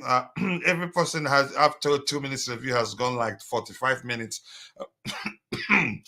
Coach, tell the truth, but you cannot control that because so many factors come into play. And the person's review keep going. Coach, tell the truth. If you give Pep or Posta this squad, they are title challenges. You mean Postecoglou? And before you try to do some sort of fraudulent Havas style tapping, just do a poll and ask the comments. Okay, I will do a poll in a bit, but let me tell you this. The biggest issue, whether you like it or not, is the fact that we have an entirely new squad. Yes. Pep will struggle. To what extent, I don't know. Postecoglou will struggle. To what extent, I don't know. He at Tottenham, they didn't make as many changes as we've made. Pep, when he joined Man City, the changes he's made have all been gradual, not drastic, as much as us. Something with whatever name you want to add to that. So that's the biggest problem. Will I take Pep over Poch? I'd say yes. But do I think he'd do better than Poch? There's no way to tell because the biggest problem is that we have an entirely new squad. But that's just me anyway. But you like, and you know what, Coach? He listen. When he inherited the City job, they were champions. I think 1 or 2 years prior. Yeah. And so the owners just wanted Pep for the sake of Pep because they had a director then that had a connection with Pep at Barcelona. He did not inherit a mid-table team or a poor performing team. He inherited a well-oiled machine that, guess what, had a lot of veterans. And he was quite subpar his first season. Yes, he needed centre-backs and a goalkeeper. But Roger, Pep brought in a totally different style of play. So no, that's true. Yes, a different philosophy. But we're talking players, though. The entertainment mainly was the reason why they wanted Pep. You still have De Bruyne, etc. Look at Ajax, Spurs. He has brought in totally different style of play. Right. But but look at the age of the team. Look at the actual dynamics of the team. How many new players did they sign? Let me just catch up and bring in Bobby, that's please. How many players has he signed? The style of play is besides the point. Let me catch up and bring in Bobby. Sorry, Bobby. Yeah, he sues me. Yeah, I know you was defending. Just don't worry about me too much. I'm okay. I can take those jokes in the chat. Poch made me made me into defensive mentality. Inability to break down. We only had one clear chance. What chances? Here's the thing. That's besides the argument. The argument is that if you get a quarter of a chance, take it. It makes a difference. Nani played 65 minutes, and the only positive thing he did was hit the post. A year ago, we watched his comps and said he was the answer. Nobody said he was the answer. We just knew he was a good player. And for me, I would take Nani anytime, any day over Raheem Sterling. And I've explained that why you can, if you paid attention to the conversation we had yesterday, why he looked as if he struggled, and why take him off. Like JC said, we didn't have too many offensive players available. What's the real reason of Chelsea being 18 months in the middle of the table? I don't know. I'm not sure. You could say mainly too many changes. That's one, certainly part of it. Yeah. So I don't know what it's to say. Chama, nice to see you. I hope you're doing well. I appreciate you joining. We dominated useless position. I agree. Put Palmer forward, Jackson out wide. Take one defensive midfielder. Go three at the back, etc., etc. And here's the thing. Why are we even trying a 4-2-3-1, changing structures again? 4-3-3 has been, you can say, the structure that has worked the best for us. And coach wonders why I always attack him. Attack is the best form of defense. And I find myself constantly having to defend myself from him and Rogers pivot. Yeah, the strongest you've seen, right? Coach, I may have to fly to Vegas to have an uncomfortable conversation with you. PayPal me my airfare and let's do the research. I travel first class. Yeah, by the way. Oh, PayPal. I love it. Yeah, that reminds me of a story. When I newly arrived at the States, so I was traveling to Texas, so I got a flight, and I was told it was first class. So I didn't know international flight of first class is usually the first class of that flight from New Jersey at the time to Texas was more like, you can say, the toilet of international flights. Yeah, exactly. And I was telling my friends I go first class, and you can't believe how cheap it was. And once I got into the plane, I was like, "What the heck?" Yes, there is no first class. No first class in local flights. That's the point. So maybe that's the first class I'll get you. Chelsea have let us down. A performance against Arsenal and Brentford were night and day. Yep, you could say that. And we will almost always do better against the big boys, except if they adopt the mentality of the mid-table and bottom-table teams and defend it, then we'll struggle. I will compare Sterling with Vinicius Jr. Every time when Vinicius gets the ball, it's always dangerous for opponents. In Sterling's case, it's 5 to 10% dangerous. The biscuits mentality, wow. Should be in a white clean with Hollywood to during preseason. Yeah, good luck. Another thing I don't understand is why these players play with intensity during the last 20 minutes of the match. Was that the case yesterday? Probably because of the changes. Injecting new blood led to that. Sterling walks around like one of those 1900s with umbrellas in the sun in a bustle dress. Oh my goodness. Wow. I'm not talking to you again. I will keep Palmer at this position and put Nkunku forward. I wouldn't play Nkunku 10. Palmer has proven, if anything, he's the best 10 we have right now. Yeah, I'm live. Good thing the players aren't injured from you overplaying them. But more importantly, nice to see you, Mitchie Boy. I hope you're doing well. Please go check out Mitchie Boy's YouTube channel. Be sure to subscribe. Let him know I sent you. Excellent panelists. If you love the panelists here, then you will love Mitchie Boy's show. Even more panelists that you don't know. I'm trying to steal some of them, but they're not communicating. Bobby and Roger are definitely vampires. Tried my best. I saw that. I did see that myself. Let's see, Coach. I forgot to say I am bringing my entourage to. If you're not coming alone, stay home. Yeah, but you're always welcome if you're serious about that. Big up, Kuchila. How have you been, bro? I can't complain. Prince Mohaz, nice to see you. It's been like yeah, it's been a minute, but I hope you're doing well. Hopefully your absence means you've been busy and nothing bad has happened. Yep. Nice to see you again, Roger, in the chat everywhere. So Bobby, if you're there, let's hear your 2 minutes a review of the game, your observations, overall question, why did we lose that one? Big up, guys. Big up to you, brother. Finally, right? Finally, you you get to Hello, speak, Bobby. right? Yeah. No, I was good. You know, I've spoken so much about this game that I was Yeah. quite happy to just listen to what other people had to say. Look, it was a very bad day at the office. You know, the game was terrible from our point of view, but the same old mitigating circumstances didn't help. You know, as in the discussion I had on the panel yesterday, not just here, but on Mitch's panel with Roger, it's quite clear that Chelsea's problems at the moment is a cocktail of many things. Injuries. Yesterday, I don't think Pochettino in the second half, or indeed in the game, I think there were some things he got wrong.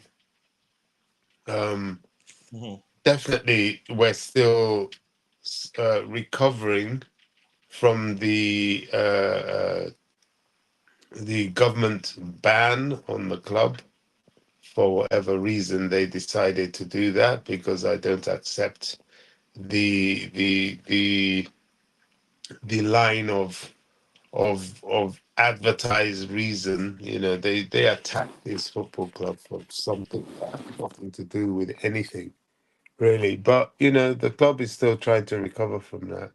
So there are lots of reasons why what happened yesterday happened, not least to mention the fact that we are a developing team, we are a young team, we are a new team. Everything is new, right from the coaching staff to even the medical staff to even the players themselves. And, you know, all that is going to give us these types of inconsistent days. I've accepted now that this is how this season is going to be for us. We are still in pre-season, for the mere truth of the fact that we have players that are have not even played for the club yet, and as they're coming back from injury, are still working on fitness. People like Badia Shield, I believe, is still well, he hasn't even played really. We haven't Under seen. Pochettino, to be specific. Yeah, we haven't seen him in preseason either. He was out injured. Reece James is quite clear he's still coming back, and he's going to take some time, and we have to give him that time so that we don't lose him again. Jackson, you know, that people is under some criticism at the moment. I believe he's still coming back, you know, from his injury and is still a bit rusty, as you said yesterday. So there's every reason for what is happening to us now.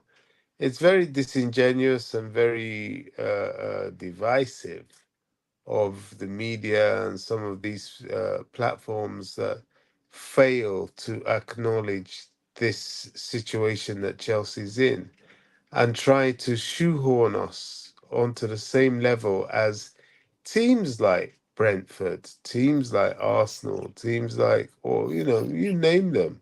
They're all well rehearsed, they're all ready for the season. They're all not as injury ravished, if at all, as we are. You know, another perfect example of how devastating Chelsea's injuries are to so many key players, is I think Roger last night on Mitch's panel quite rightly pointed out the fact that, look, take a look at Man City. They lose two key players, and suddenly they're not the Man City everybody feared. They're beginning to lose games.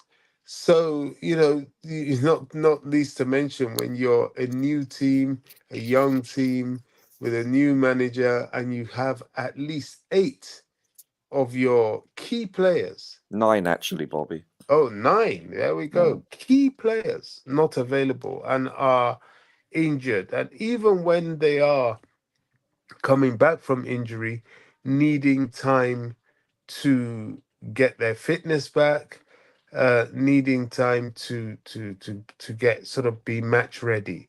So we're not ready for this season. In summary, we're still in preseason. Most teams, even those that are late starters by now, will start to hit their stride. We're nowhere near that. We've done well to even do what we to be where we are. But yesterday, just as Roger said, it was a barometer game and it exposed the fact that we're still in preparation. We're trying to survive the season. And I've forgotten about any European places. I'm not even looking at anything like that. No. I don't think anybody should. And I look at one game at a time. We can't look too far ahead in this Chelsea team because they're still discovering themselves. We're still getting players back. Some players still haven't come back. The Nkunku player that we bought so early for so much money and was meant to be one of our key problem solvers in the goal scoring area hasn't even kicked a ball for the club. Neither has people like Lavia. So there are issues there. People forget the age of someone like Caicedo. Yeah, he cost a lot of money. Yes, because we really needed him. But he's going to need time to fit into this team and hit his stride. Yesterday, myself, Roger, and Michi, we were talking about, the likes of Ugo Chukwu and even Augusto. And, we're talking about teenagers here. So, Yeah. and the rest, early 20s, 20, 21 years old. Look, Enzo. I mean, we've got kids. So even if they were all firing on all cylinders, they're going to need time to get used to the Premier League and to develop. So we are a team very much in development. Bobby, is our squad too youthful? I don't think so. For Okay. what we want to do, I don't think so. I think we have to go. Look, if you're going through a total rebuild like we're doing, you have to go young, as far as I'm concerned. Sure. If not, there's no point. If not, it just becomes a patch job, an instant success job, and eventually it blows up in your face because you've got a load of mature players on high wages, high salaries, and they're not going to give you that stability and longevity. But if you've got a manager that is good with young players and young players coming, you're rebuilding, you've totally revamped the squad, then this is as far as I'm concerned, this is the best thing to do. They're more amiable. What we as a fan base need to do is have that patience and sometimes grit our teeth and go through this pain of the humiliation of performances like we had yesterday. My only hope is that we continue to get results as we're doing, survive the league, and keep our expectations in check in every which way, and You not sound be like you're concerned about relegation. Are you? well. If things, I don't think we will because we're not like we were last season. We didn't have the players that didn't want to be here. But that kind of performance yesterday wasn't a Premier League performance. So we need to stop that, that's for sure. But that stops when players come back from injury. We were talking about, the players we're going to get to stretch their legs if possible against Blackburn. And last night we suddenly realized we don't have players. We don't have that luxury at all. We still have so many out, especially in the forward positions, that it will be a struggle to still field a decent team. in terms of a team of our of the quality of Chelsea. So patience, endurance, understanding. At the same time, the manager still has to find a way to be successful as we're going along, and less attack on each other and our ownership. Everybody's trying hard within their limitations. That's all I Bobby, have to say. Bobby, Yeah, but don't you think in yesterday's game, if we are discussing yesterday's specific game, yeah, it was not the young players who were the problem. It was like yes, it was Sterling who could have done better, and the other young player you mentioned, Gusto, he didn't mm. even start. So maybe a tactical setup and the pattern of play. So the Yeah. That question again, that's what we are saying is like what we are trying to question and understand, and hopefully it's not a regular issue. occurrence. Is Do yeah you think that Yeah, Gusto yeah, yeah. starts? Do you think Yesterday Gusto was a starts? bad day. It was. Funny enough, it wasn't the young players that missed the chances, which is the amusing thing. Cucurella and Sterling. Sterling was exactly. dreadful yesterday, really. I thought it was a Mm, poor show from him, considering who he is, but who he's meant to be for the club. But, we're used to that. We now are under no illusions that he's not really quite good enough for us. And yeah, Poch made some mistakes as well tactically, certainly with the back four. I think I don't mind the players, the personnel he had there, but he had them in the wrong positions as far as I'm concerned. Yeah, Gusto could have and probably should have played. Many things went wrong yesterday, and I hope it's not going to be a repeating theme, but it should be something we shouldn't be too surprised about, because with this team, with the injuries and the newness of everybody, there are going to be some errors along the way, like yesterday. Bobby, Um, do you think that had we not have a cup game in the middle of the week, that Gusto may have started? ah, I don't know. I'm not sure. You'd see, I would like to believe that Poch is taking one game at a time. I don't think he can afford to do anything but that. Okay. So whether we have a cup game midweek or not, it shouldn't really influence the personnel he uses for games, because he doesn't have any European football. I don't know is the simple answer to that, but I would like to think not. I just think that he saw Brentford, he saw how physical they are, and he tried something and it didn't work. That's just as simple as that. Sometimes in football, the errors and the execution, it's not complicated. It's just is what it is. It's just we just pray we don't repeat anything like that. And Blackburn, we've got to get through that game, because remaining in the cups. It has become an even more important game than it should be right now. Yeah, yeah. And, remaining in the cups is big for us, in Mhm. a season like this. So I think we can do it. We've shown we can do it. Look how we played against Burnley, Arsenal, Brighton. So, we can do this. And, it's not as if the game yesterday was a total disaster. First half, we were all right and probably a bit unlucky, and should have put away our chances. Had we had done that, maybe we wouldn't be having this type of conversation. Yeah, we should have been So 2-3 nothing up, Bobby. yeah, yeah, But here's the absolutely. question then if you compare Just from quickly, the previous games. Jerry, Jesse, I won't forget you have a question. Just quickly, let's Yeah, catch up with those in the chat. When I come back, you ask your question. If you don't mind, please. yeah, If it sure. gets too long, it becomes very difficult. Chelsea Michi boy, thank you so much. I have to be honest with you. Given our relationship, I don't think you don't have to do this. I only helped you launch the fact that you've been monetized yesterday, and I did that wholeheartedly. And I know when you did for me, you did that wholeheartedly too. But much love. You can say selflessness is the reason why we're growing together. If anything, if there's anything like that, we're growing as a unit. But I appreciate the donation there. That's a lot of money. Thanks to coaching his panel for all our panelists. Our panelists, I don't know why that is even possible. Two clubs are sharing same set of players, and how they still fit enough to still play for two clubs at the same time. One being a club that plays in some sort of league where It never ends. Thanks to Coach and our panelists for all the support in the recent months when Michi wanted to give up. We support each other, honestly.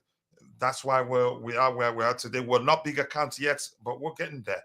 We're getting there. So keep working, Michi. I appreciate all the support. And thank you again from the beautiful game right there. And Prismoa saying the only thing we missed yesterday was a finisher, a prolific goal scorer. That first half, the amount of chances we created, we should be winning three goals. That's the thing, something I've learned not to do, not just say we need a prolific striker. We're signing a prolific striker to be part of the attacking players, so that he creates for the players sometimes, and the players sometimes create for him. Or are you talking about signing a single individual, and then that person becomes once we get to the final third, we'll channel all our goal scoring opportunities through a single individual? That was a mistake we made with Lukaku. And when Tuchel said he doesn't want to build his team around a single individual, some people didn't understand what he meant by saying that. But yeah, we should be careful when we say that. I don't want us to fall into that Lukaku trap again, in my opinion. Keep dropping the likes on the stream. The likes do go a long way. Bobby, it's hammer time. Once Bobby speaks, right? Somebody says that in the chat. The hist in my show is much better. I wanted to spell a host and I spelled it hist, and Mitchell wouldn't drop that. That's how we started using. He wouldn't let it go. Yeah. Nice one, Mitchie. Yeah, that's why you hear me say the hist is waffling when I come to his shows. Poch the failed beekeeper. Wow, beekeeper, so to speak. No honey there. Yep. He got stung twice reaching for the honey. Chelsea 2024 will improve more. Yeah, of course. As long as we keep the same players and not go out and sign another 20 players, we'll make progress. Or did he set up the beats wrong? Just go away, all of you.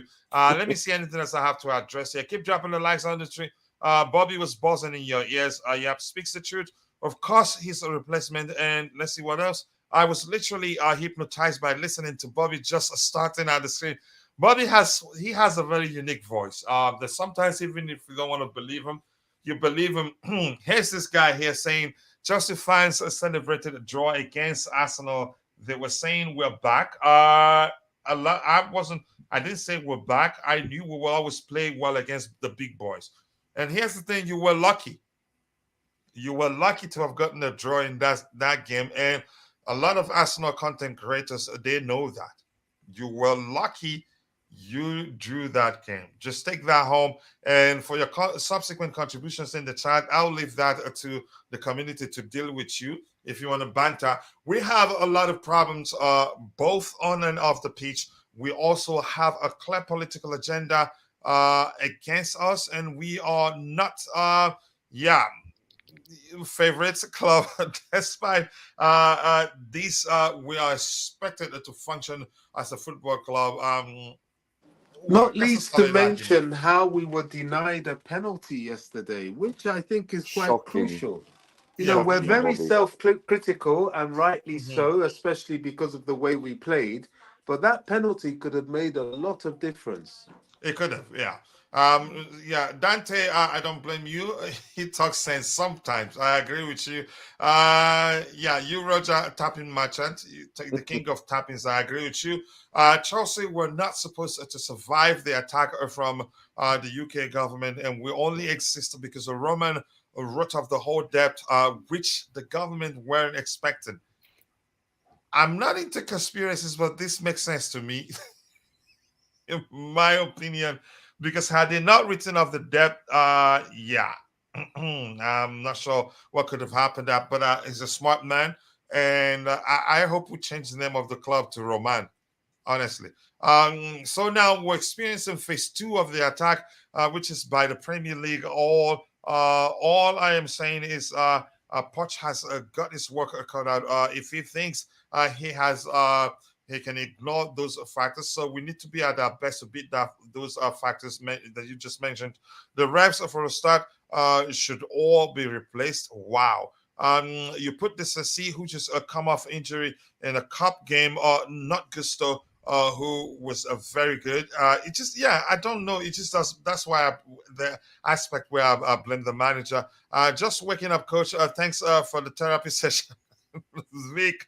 Vic, I appreciate you joining. We all know that Nkunku is in the same hospital school like a Chile and James. We need to make our top forward players. Wow. I'm concerned, as until proven otherwise, I'm concerned that Nkunku himself is injury prone, in my opinion. Spurs don't even have a striker. They have an intelligent son who's their first nine. Richarlison was initially their striker, but he's not a prolific or clinical goal scorer. He's just a fighter, in my opinion, and I'm glad we didn't sign him. Poch makes changes, and yeah, Bobby, thanks for pointing out Pochettino's technical error in the game. It's something important to look at. And Jerry Z, JC, you wanted to ask a question before we move on to the next thing we wanted to do. Yeah, I was gonna ask Bobby. I appreciate his optimism definitely, and I agree. Yes, there are a lot of players missing, but with the players what we have, I think there is an argument that if there are enough so that the players can be played in their positions. I mean, we definitely do not need to play Gallagher as a defensive midfielder when we have Uguchuku. We don't need Disasi as a right back. We don't And do we need even need to play Hudson with as a two right sixes if wing. we're looking for? Go ahead. Yeah, so we don't need Matson as a right wing. So all these experiments, and it's not like now only. I mean, um, although I liked the idea initially when Chilwell was a left wing, when we had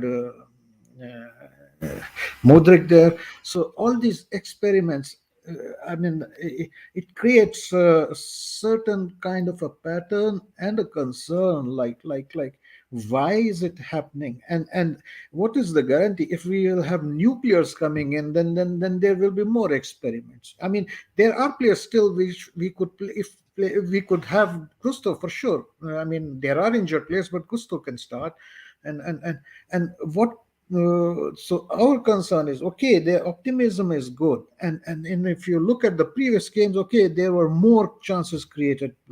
Yesterday game was awful. There were not many chances, to be honest. I mean, you cannot compare yesterday's game with the previous losses where we had much more chances created. So does that create a doubt, a question, and should you not be questioning these if we see that this is a pattern which is like, or you have a blind faith? So how comfortable would you be? I mean, is a valid point, like how long do you go? And considering yesterday's game, can you consider it as a progress in the path of development, or is it or is it a little bit of a setback? You can say a step back. Definitely a regression, in my opinion. You want to elaborate while we wait for Bobby? Looks like Bobby wasn't paying attention.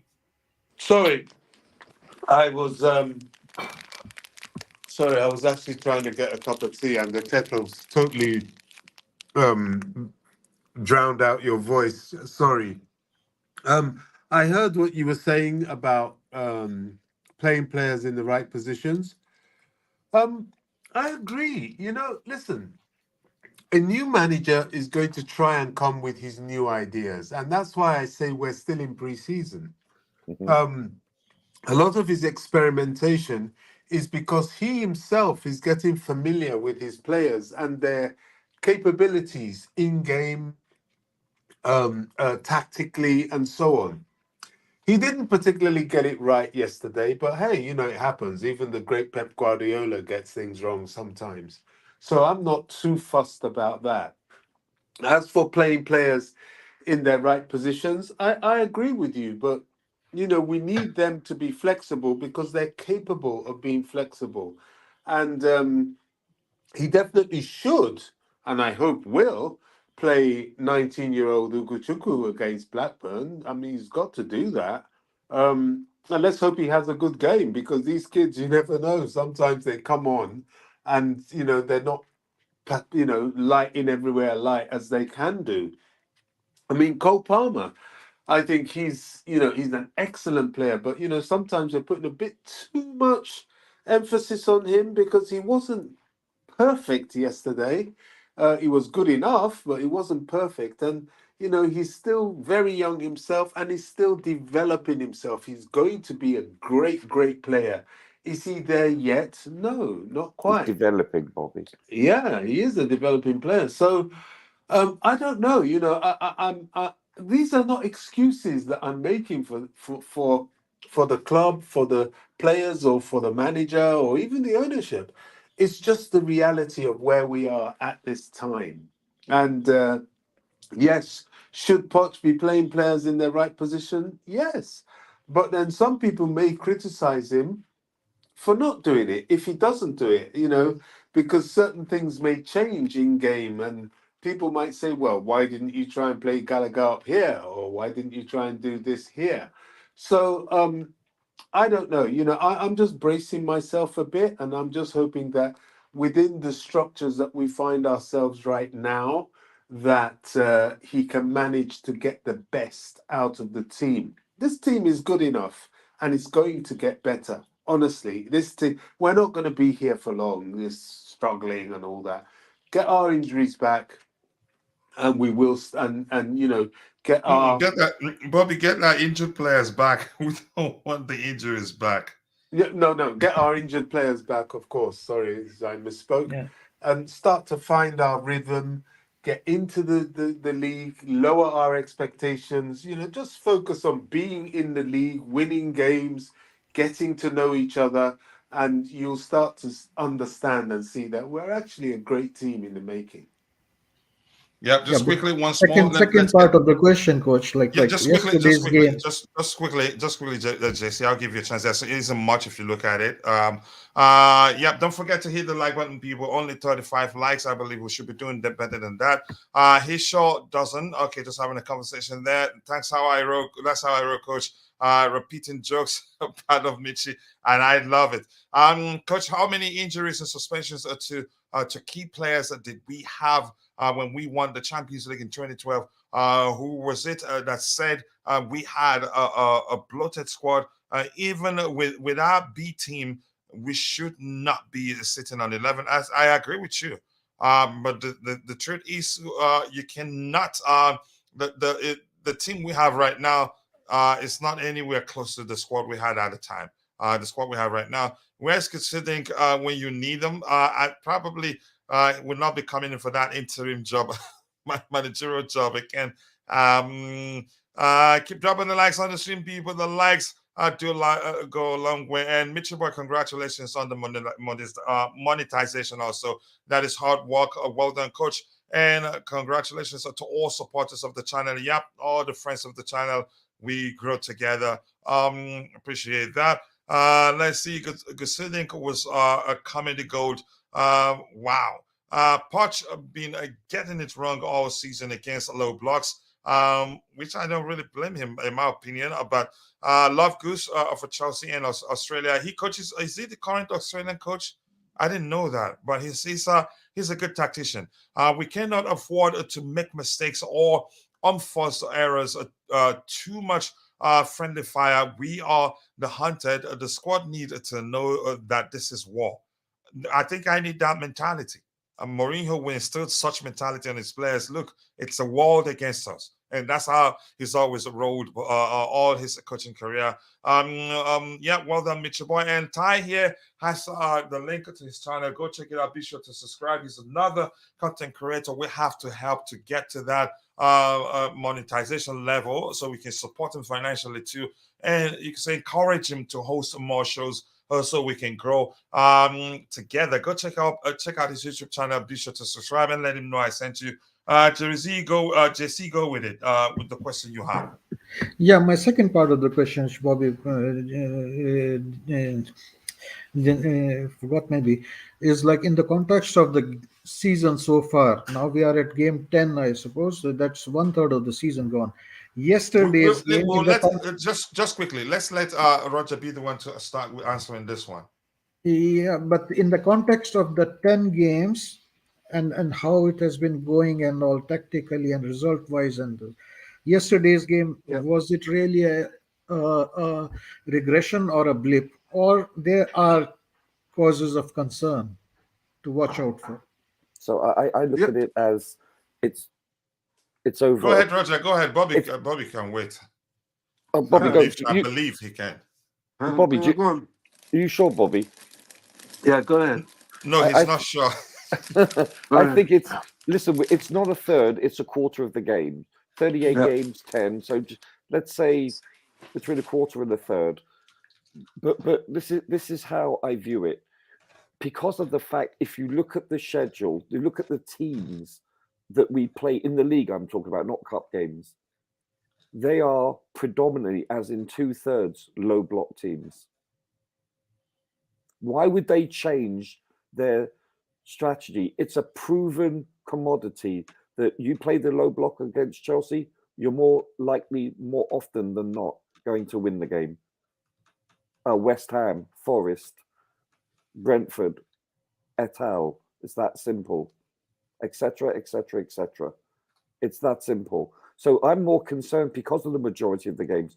If Fulham win today or the next match, we're going to be the 6th best in London in the table and the 12th overall. Think about that, gentlemen. Wow, you took your time to calculate that, Roger. It's just looking at the bloody table. Yeah, no, but it's concerning, really. It's Yeah. cringeworthy. Yeah, it is. And it's because of the fact that we are unable, for whatever, there's a myriad of reasons why, but excuse me, historically we've proven we cannot break down the low block for the last couple of years plus. Yeah, This so isn't you anything new. refined little bit the context, and you're saying like against the low block teams, we have regressed a little bit in terms of yesterday's result. Yeah? Sure, I think in many instances it was a regression, but then again, A, we didn't take our chances, and B, the VAR or refereeing, it has a factor in it, as usual. When So we things don't go still your are way, looking they for the don't. answer. Yeah, yeah. I think using the word regression may be a little harsh, because we are a work in progress, and we are progressing. We are. Mm. I mean, in the cold light of day, after the annoyance of yesterday, I mean, anytime we lose, of course, there's going to be concern. We're fans. We want the best for our Well, we club. didn't score, But Bobby. So even if we lost 2-1 or 3-2, at least we didn't show composure in our finishing. So in that instance, I look at it as taking a couple of steps back, hence regression. And also, yeah, we're making more defensive mistakes, hence more regression. yeah, I think what annoyed everybody was the fact that the deficiencies we have showed Mm. against these teams at the bridge, nothing changed. I think No. that's why people were so upset and so angry about what happened yesterday. Mhm. Now let's not be all too negative, because in it we know a lot of the reasons why, and we can see the fix. Apart from the finishing, I mean, the finishing is what keeps everybody scratching their heads, because, I make reference to Cucurella's chance. I mean, crikey, there was just no reason for him not to be able to tuck that away, and he just more or less just passed to the goalkeeper, which was With the back ridiculous. pass. So, Yeah. so for a player of his ilk, and he's a professional footballer at the highest level. So I just didn't get that. But apart from things like that, you can still see hope with youngsters that we have in people like Cole Palmer. I mean, who knows? I'm hoping we may be able to give some minutes to Armando Broja. I keep seeing him and on the training ground, so I'm hoping he's somehow on his way back. And I think he will be very effective for us You, as a you, striker, as you're he's right. already shown. You, So there's a lot of hope as well as yeah. No, concern. you're right, Bobby. I look at the fact that the more I see Palmer play, the more I'm convinced we're seeing a player evolve. He's a very good player. This isn't a fluke where you can see, oh, you know what, he's he's been fortuitous. No, you can see the quality of him. You can see the development. You can see how he thinks, the runs he makes, everything, his touch, his technicality. This is a player that is improving each and every week and building with his teammates. I get that. Also, Gallagher, this season, he's proven on a very consistent level that he's a very much improved and good player.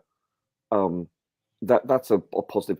Caicedo, you're looking at Caicedo now. You're getting to see him, shall we say, come out of the shadows of his first few appearances for Chelsea, and we're seeing remnants of Kante in many regards. I watch him whenever I'm watching the game the second time. I'm trying to observe what he does more than most other players, and it's really it's a pleasant thing to see. Also, you can, yes, I know Cucurella, we have lambasted him for missing those chances, but defensively he's looked quite good. Yes, I understand that he's allowed a couple of crosses in, but for the most part, he's a vastly more improved player than he was this time last year. Completely different, consistently, by the way. It's 5 games now he started, and he's not even close to being the same person as he was last year. So I think what we see is what you get with him, which is vastly improved player and acceptable. So there are positives. There are. I grant you that. I'm just looking at the collective from a 30,000 foot level. I agree, and also when you consider the likes of Enzo and Caicedo have really been thrown straight into the deep end, and expected to perform at the highest level. Most other big teams would give them at least 3 months to settle and come off the bench, but they never had that. They've had to carry the team, and with each passing game, I see them very much as the nucleus of the future Chelsea. So there is hope. In the despair, we have a lot of hope.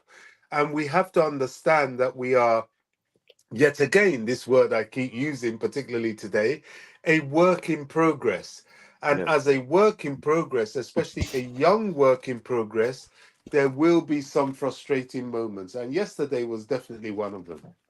Okay, can I quickly shift the goalpost a little bit to make it a little bit more interesting, the tap in for both of you. The last 4 games we won, or the Arsenal draw, put us in a very good space, and this game came as a stark reminder that we still haven't found the solution to the low block problem we have. We are still seeking an answer to that, and it made it more dramatic because fans, players, everybody was already on a different wavelength after all those victories and good results. But now in this game, it made it even more dramatic that we are still not there with that solution yet. Jay-Z, I would be more terrified of the low block if we were not creating the chances we're creating. We're not finishing. That's the main problem. And, the low block, we're tearing it apart sometimes and we're getting through it, but we just need to finish our dinner.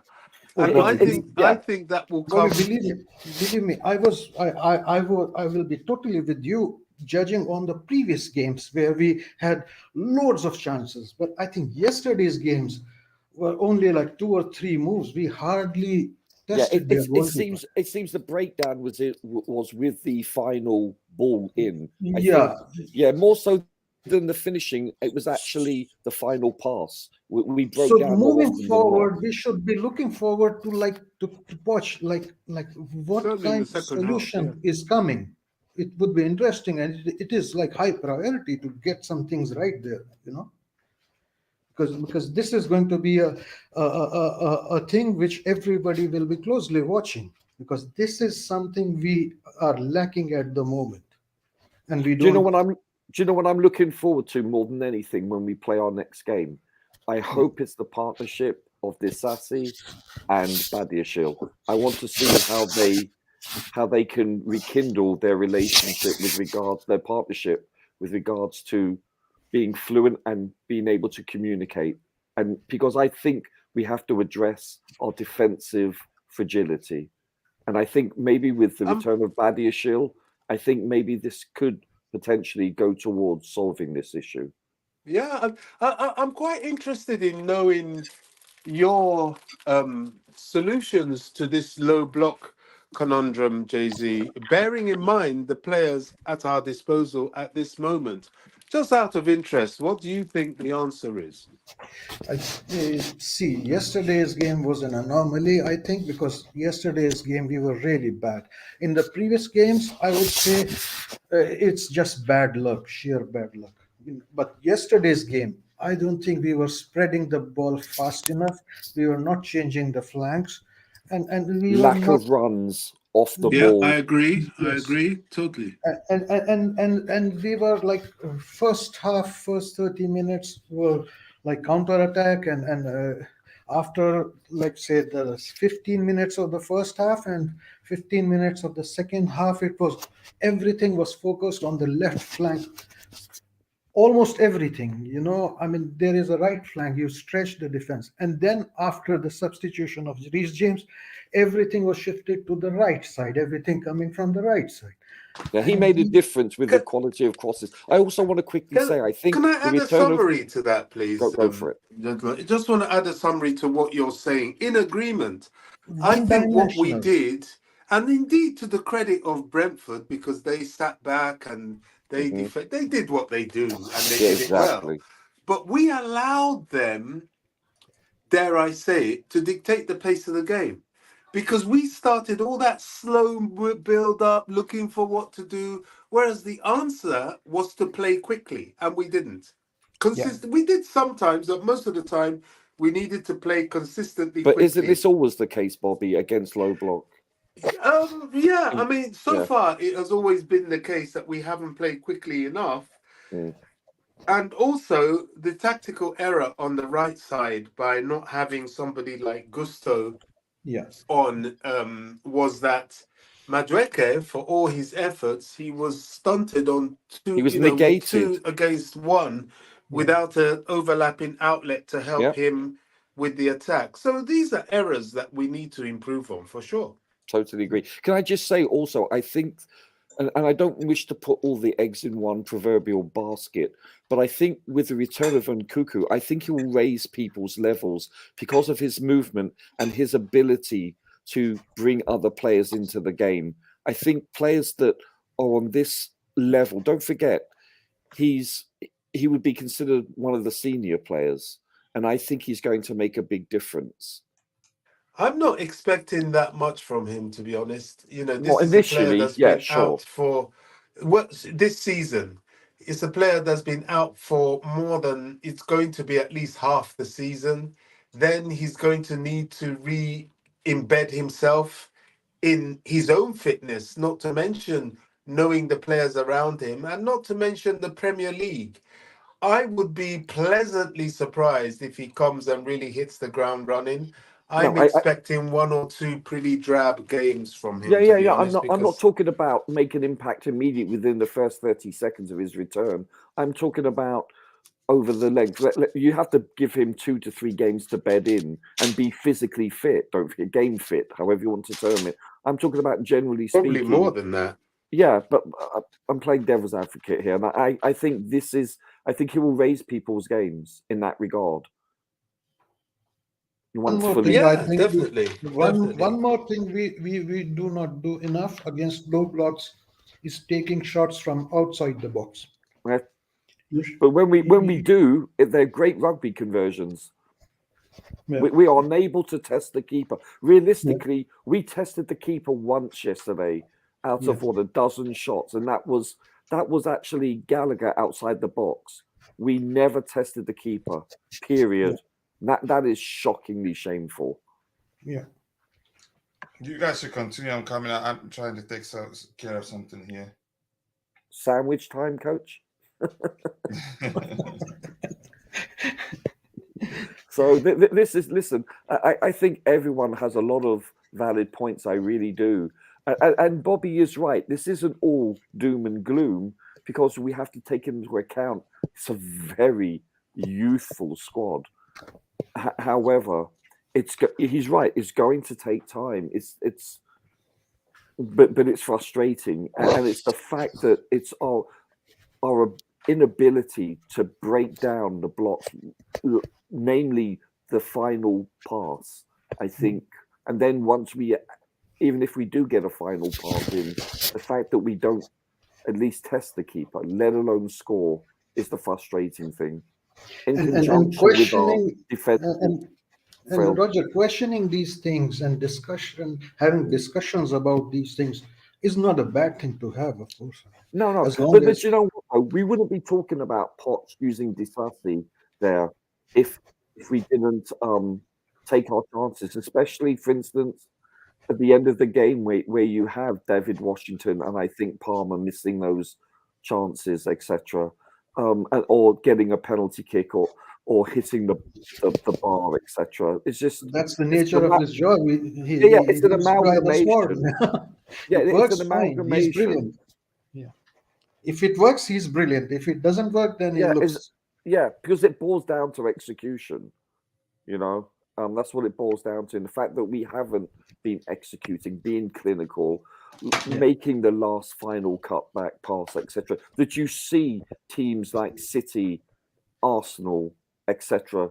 making those clinical passes, dissecting defenses. You seldom see that from us. I thought, listen, I think we need to address one thing. You know, I've been his critic, but I've also supported him and given him kudos when he's played well.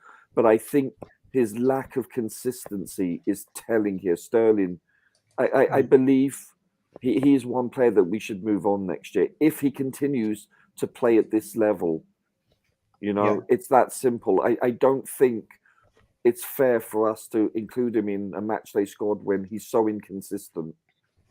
And that's also another thing in the riddle of the slow blocks. We shouldn't be moving everything through him.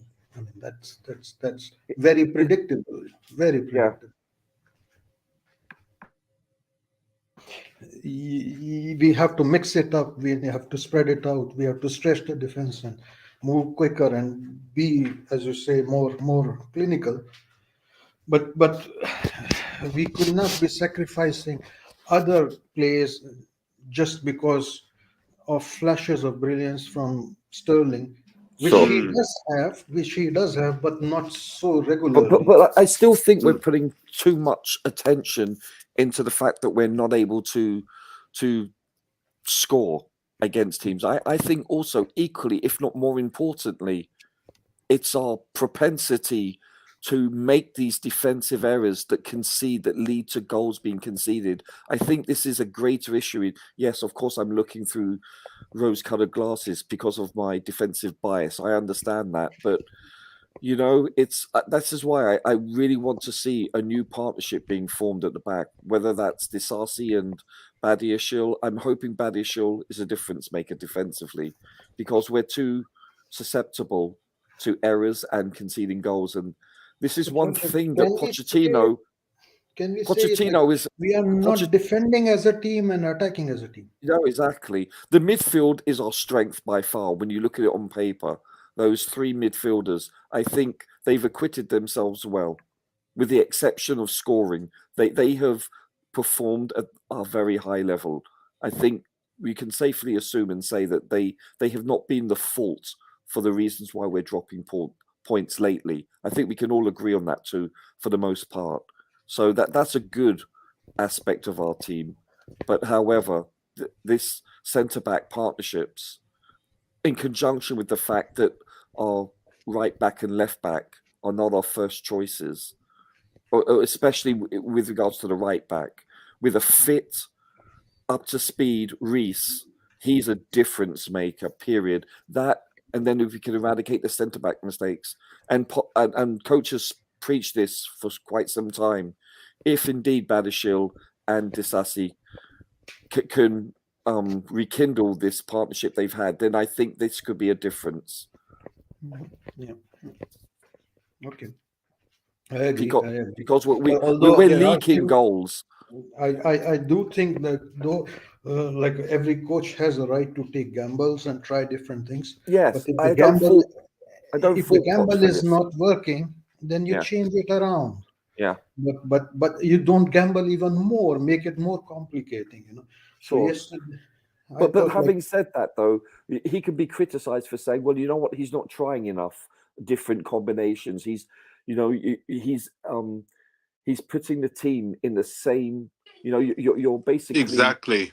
Yeah. So you're damned if you do, you're damned if you You're don't. damned if you don't. Yeah. Yeah, it really is. If you expect the same result, But then different how do you results from the say? same occurrence, and that's the definition of insanity. So, But Roger, how do you say there is a pattern that in every game, like in a lot of games, after the substitutions, our team has looked a little bit out of shape.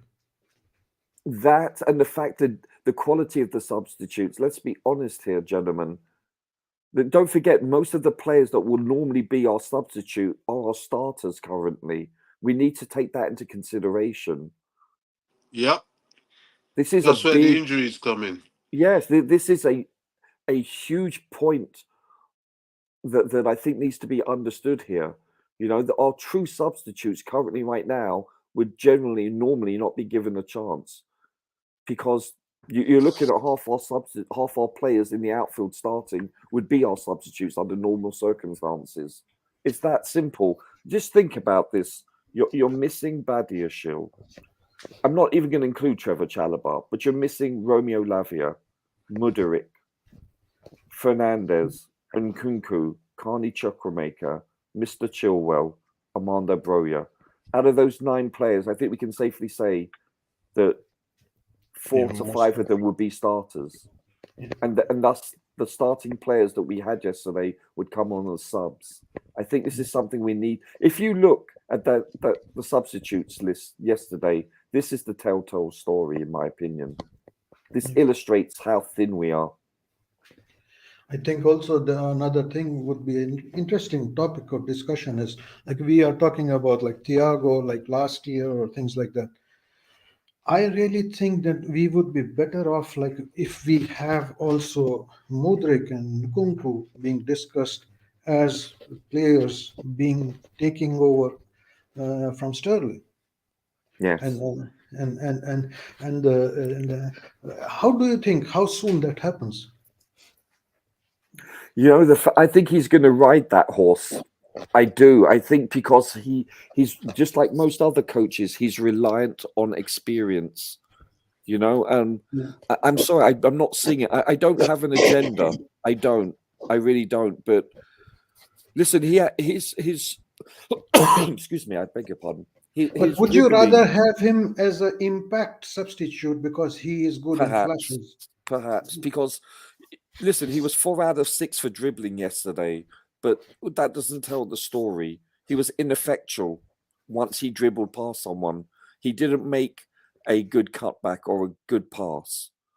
Do you understand? So and then obviously his finishing, even if he was offside with his chance in the 13th minute, whatever it was, he blasted it over. He lacked composure. Even if you're flagged offside, at least get the ball in the back of the net, and then you have some form of muscle memory. It's that simple, And he's. You don't know what you're guessing with him week in, week out. You simply do not know which Sterling's going to show up. That, to me, that's unacceptable. And he's not an 18-year-old who needs time to regain form. He's our highest paid player. Yeah, he's not. I think also another problem was yesterday, offensively, who would we have started in his place? The choices were very limited yesterday. This is it. Because of the players that I mentioned, the aforementioned players, it's that simple. There is no Nkunku. There is no Mudryk. Broja is not there. Carney is not there. I mean, these are serious players that we're missing up front. I fail to see. We're reminded constantly by the pundits, Bobby, that Man City are missing 2 to 3 starters. And yes, they're very good starters, but I seldom hear that. As I said last night, Righty actually mentioned it, I think, on TNT Sports last week, about the fact that we drew against Arsenal. And he actually said, listen, they're also missing a lot of players. And I was pleasantly surprised with Righty. Roger, which surprised Bobby, me. here is another view to answer that question, do you think really we needed two defensive midfielders yesterday? I mean, Gallagher No, could have been up, Palmer could have been up there we should instead have of played a him. 4-1-4-1. Yeah, yeah. When we're playing this low block team, we don't need a double Two pivot, in my defensive opinion. midfielders. We, Yeah. we need, but we're not afforded that luxury of having that many attacking players because of this decimation of injuries. I think this is part of the equation also. He's playing with half a deck of cards, as they say in Vegas. It's that simple. It's his hand is tied behind his back, one of them, so you have to considering like who to start in place of him, it could have been like Matson, or you can have like Jackson there, and then or you could have like Gallagher or Palmer up like on the top, and I mean we still had enough numbers there, quality wise. I do not True, know. you're right. We could have played what's his name, Leslie Chukwuemeka, in midfield and played Gallagher up front, as on the right side, and maybe Palmer in the middle or the left. I get that, but that's a serious reconfiguration of the midfield. Now, I get that. No, that's a valid point, but that's really pushing the boundaries. I mean the numbers were there, but he That's something obviously you can do started. for the Blackburn game. Yeah. Yes. And just quickly, let's give these guys a chance. I know you guys have been going for a while. Would Lukaku be worse than Jackson? I'm not going to even try to answer that. Oh wow, the woolly mammoth! Really? We made a lot of transfer decisions for Pochettino, and that's not to help your coach. Gallagher is the only player marked for sale, and Poch managed to keep him. I don't think the club marked Gallagher for sale. I think that's just what you think happened. If the club wanted to sell him, they'd sell him.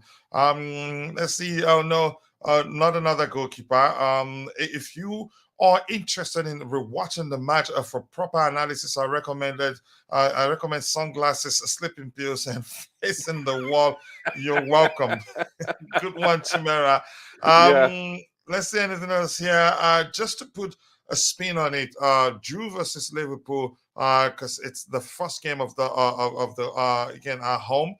Drew versus Arsenal, not because we were good, but they were bad. But we played well. That's why they looked bad, in my opinion. Lost versus Brentford because maybe that's our level. 11th thoughts. I think you pretty much answered your own question there. Drew versus Brentford because they're a mid-table team, and Charity FC is well and truly in existence. So against the big boys, we do well. Roger, let's give Lukaku another chance. Palmer should be even better with Nkunku. I think I agree. Nkunku will make the good runs. Palmer will find him, in my opinion. I think it would be good. Where was Gallagher against Brentford? I honestly do not want to talk about that. 150. I'm guessing, is that 9 zeros? If this for this Gallagher, is the answer, okay. This is the answer. I am usually his critique, but to his point yesterday, we answered that question. Where was Gallagher? He was on deputizing Sterling just in case Sterling loses the ball. There is a counter attack happening, and Gallagher was cleaning it up, and he was most of the time tucked behind those Sterling runs, you could say, or trying. And when we had when we conceded the goal, also, like, he was there to help Cucurella. It was not Sterling really going back to help Cucurella. So I think his role was to cover for Sterling, which is a pity. I mean, it's a waste for. I think Gallagher was solid yesterday, to be honest with you. He was asked to cover for Sterling. It looks like that. Listen, I think he's proven that he's starting material as one of the first players on the sheet, the team sheet. I really do.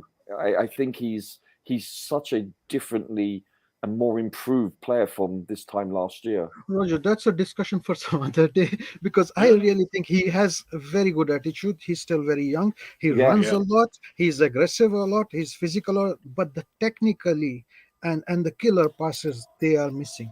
Sure, Still. but look, he's the only one that tested the keeper yesterday with one shot outside the box. So what does that tell you? You know, you have to put that in perspective also. And he does invariably test the keeper. More often than not, he either gets it on target, you know, which is more important because you look at the other midfielders, they don't even test the keeper, and it looks like a back pass if it is on target. Let's say he's not a world beater right now in his No, I'm position, not. but He's not a he's Ballon d'Or but candidate. I'm not disputing that. yes, but he's a Cobham graduate, and a fan, and the desire is there. So And it shows. okay, so we respect that. We Yes. really should All right, respect that. All right, please just give me a few minutes here. Sorry, The annual wage bill for the current player roster, I am done with the excuses. Not that huge, really, because I think it's highly incentivized. What's the word? Is that incentivized? Is that the correct word? Poch needs to learn how to finish the low block teams. He will get a lot of it in the Premier League. Yesterday's game was not different from the West Ham game. It wasn't the same script, the same way we considered one of the goals. Gallagher was put in a creative role deep. That's not him. I can at all. We all know that except one person. I think I agree. Gallagher is still a good player, but he'd do better off on the flanks. I don't even right wing actually. In my opinion, or in the 4-3-3 structure as one of the eights. He's not, but I wouldn't go to the extent of saying he's not creative. Anyway, that's besides the point. The whole Premier League now knows how to beat the Chelsea with two simple moves. Low block, the counter, aerial balls also. The question is, now that we know this, we will change anything. If the manager is smart enough, he knows he should know that he has to change something. We cannot put that much pressure on Nkunku, and we shouldn't. He once had depth as good as the starting 11. Now we talk about injured players and constantly relying on mediocre players to win us matches. This is a new low. Okay, I think we're struggling against big, powerful teams rather than low block of vertically challenged. I like that language. That may well be the case, but I think part of it is, we do struggle against teams that defend deep, and also, powerful teams, physical teams. We do struggle against them. The team is unbalanced. I think I can agree with that right now. How is it that the panel in comment section are more knowledgeable about the fundamentals of football than our manager and board? Does that worry? Does that not worry you, Coach? I would say maybe not right now. And his thing. Can I answer that? Just quickly, I'll bring you back to that. Let me just highlight it so I don't lose it. I'll bring you back to it. Let me catch up so this doesn't grow even more. The fact is, fans do see the game better than managers, actually. In my opinion, managers, once you're in the middle of it, you lose a lot of, you can say, you lose sight of so many factors. Yeah, correct. That's true. Let's see what else we have. Yes, and it seems like we're missing a coach as well. Okay, does Wesley Fofana? I'm highlight this one. I want us to answer that one again. I don't think there's anything wrong with the defensive partnership. Teams are throwing everything to get a goal, gets hit. If we are taking our chances, we will win games. I think we said that 1,000 times today. Can Badiashile play as a striker? I'm not answering that one. I hope bringing goals into the squad with a striker and a return of Nkunku helps. I think it will help, but probably won't be the sole solution to our problem. So many excuses, I agree.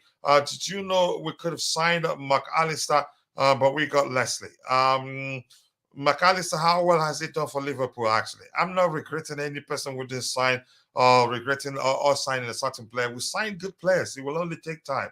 Gallagher proved yesterday that he's a starter quality. Roger's opinion, and you're entitled to yours too. Chelsea should definitely improve their second half performances.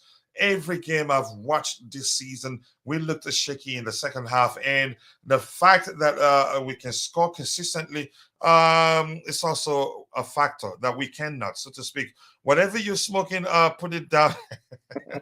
Just move away. So Bobby, coming back to you, let me show that question. I highlighted it for your sake, and I think it's this one. There you go, Bobby. Let's go. If you're there. Okay, probably taking time to unmute his microphone. If you're watching, if you haven't, please do take a second to talk. I'm here, go ahead. Coach. Go ahead. Yeah, I wanted to answer that statement about why is it that the panel seem more knowledgeable about the game than the manager and the owners. First of all, thank you for saying we're knowledgeable about the game. I do believe we are, but you see, football analysis, football punditry, football reviewing is the easy part. When you're actually there making the play, making the decisions, trying to get it to work, it's a whole different game. I'll give you two examples. Back in the day, I used to watch World Championship chess sometimes. And yes, there's some fantastic players there. But I would watch and see one or two moves sometimes and wonder to myself, oh my goodness, they missed this. Why didn't they do this? And it was only after a while it dawned on me that when you're in the heat of battle, you will miss a few things. It's very easy to um, criticize and talk about, this should have happened. Hindsight is a very good thing. Yep. Another perfect classic example of that, and I will bring out this guy because he's got a big Gary mouth Neville. and talks a lot of nonsense. Gary Neville. Gary Neville has been a pundit forever and a day. He's very good at criticizing others and saying this should be done this way, that way, and the other. But when he was given the opportunity to actually manage a team, look at the mess he made of that twice. So it's not easy, all the ex-player pundits that you've got there, a lot of them failed as managers. So, it's rare you have someone like Jose Mourinho who, in between jobs, will go and do a bit of punditry and then come back and still be the manager he is. So, when you're in the thick of the action and when the decision making is down to you, it's a whole different ball game to when all you've got to do is just sit down and criticize what's going on. So that's why it would appear that way to people that aren't actually looking at that side of things, to be fair to them. Yeah, good answer there. Richard, you want to add to that? No, I think Bobby covered it. Okay. How about you, Jesse? You want to add to that? No, just Gary Neville was a good example, I would say. And you knew probably he was going to say Gary Neville. It couldn't be a better example. I don't know. Anybody else with anything else you guys want us to talk about? I think good question. One question here, Roger. Let's start with this one. This one is simple. In my opinion, he gets to play for us again. If anything, even if he comes back worse, we're stuck with him, and that's because we paid £70 million plus for him. To sell him won't be easy, and it's on a very high wage. He's still very young. He's in at most 22 right now. So I don't think the club will give up on him easily. It hasn't come to the extent of saying, you could say, it hasn't come to the extent of being that concerned. The club will look to see if he comes back, if he stays fit. Because the last time when he came back, he was good. It didn't look as if he's been out for a while. Unfortunately, he got injured again. Hopefully, let's find a way. Let's find a way to handle him so he doesn't get injured again. He's still very young, and young players, in some cases, you see them overcome that you could say injury issue.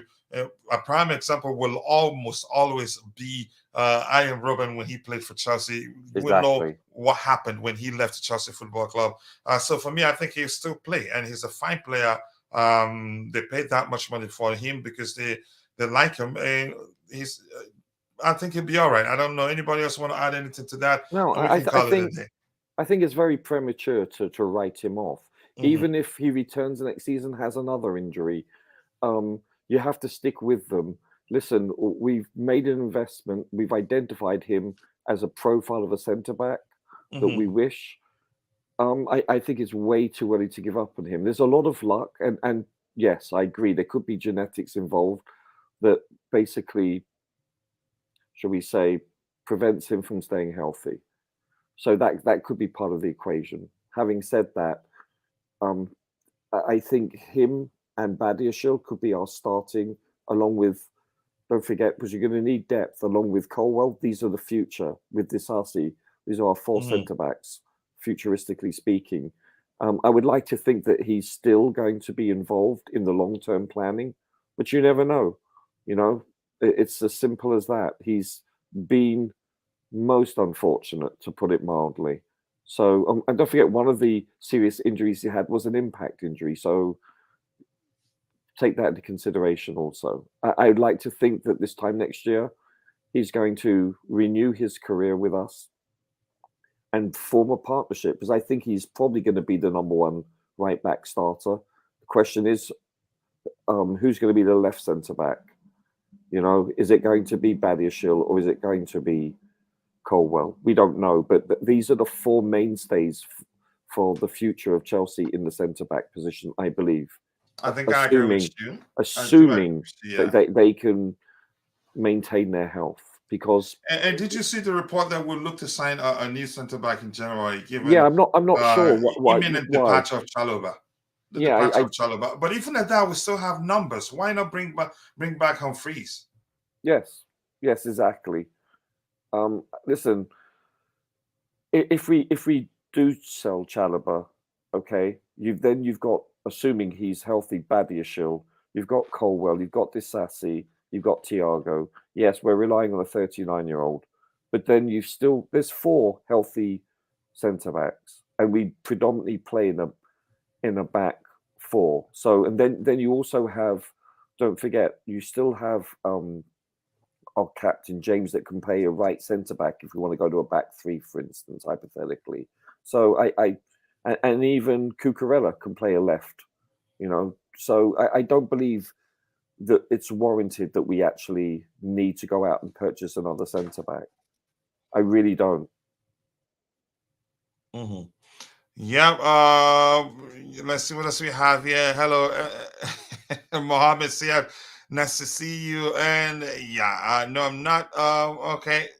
I hope you get well. Time to address the elephant in the room. Which one is it? Thiago Silva finished Per, Colwell, and the Sassy for centre back.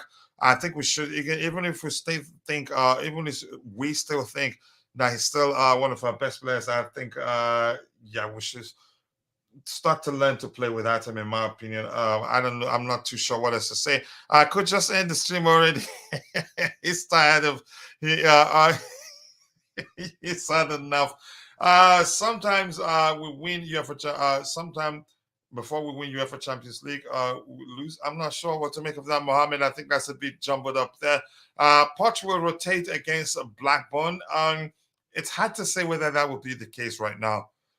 Given the fact he wants a reaction, he would. But let's see what he does. I'm not the manager, but that's just my opinion. We'll rotate against Blackburn and rest of Silva. Silva most definitely will be rested. And Colwell for Spurs. Time for Badiashile to show his class and take his rightful place. I like Badiashile. I want him to start playing again, in my opinion. And here's the thing: whatever you think about this squad, I'm going to say something quickly. And I wasn't the one that said it first. And Constantine, I'm saying this because of you. No matter what you think of this particular squad or any particular player, the fact is the bar is so low that a player that you can say under normal circumstances wouldn't get into the squad. Some of them was one of our best performers. And there's no other way to, you can say, to not talk about it. But that's by the way. Anybody else on the panel has anything else to say before we call it a day? No, I'm just very interested to see the players we use and the formations we use for the next game. Yeah. All right, we'll find out. I want to say thank you to everybody in the chat. Thank you to Roger. Thank you to JC who was here. Thank you to Jerry Z. Thank you to Ty. Thank you to Bobby also. Who else did I miss? Am I missing anybody? No. But thank you to Chimera. Much love to you. Thank you to Chelsea, Mitchell Boy. Thank you to Mudrik. Was apparently ill, not injured. I'm not sure what to make of that now. I don't know. It just seemed as if the manager felt like we've won that game already, even before we kicked the ball. Yeah, Chimera, thanks to you. JC, thank you. And Mohammed, thank you. And Constantine, then too.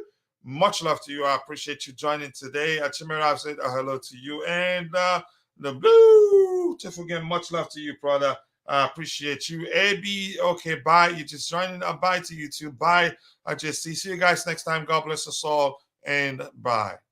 Bye, gentlemen.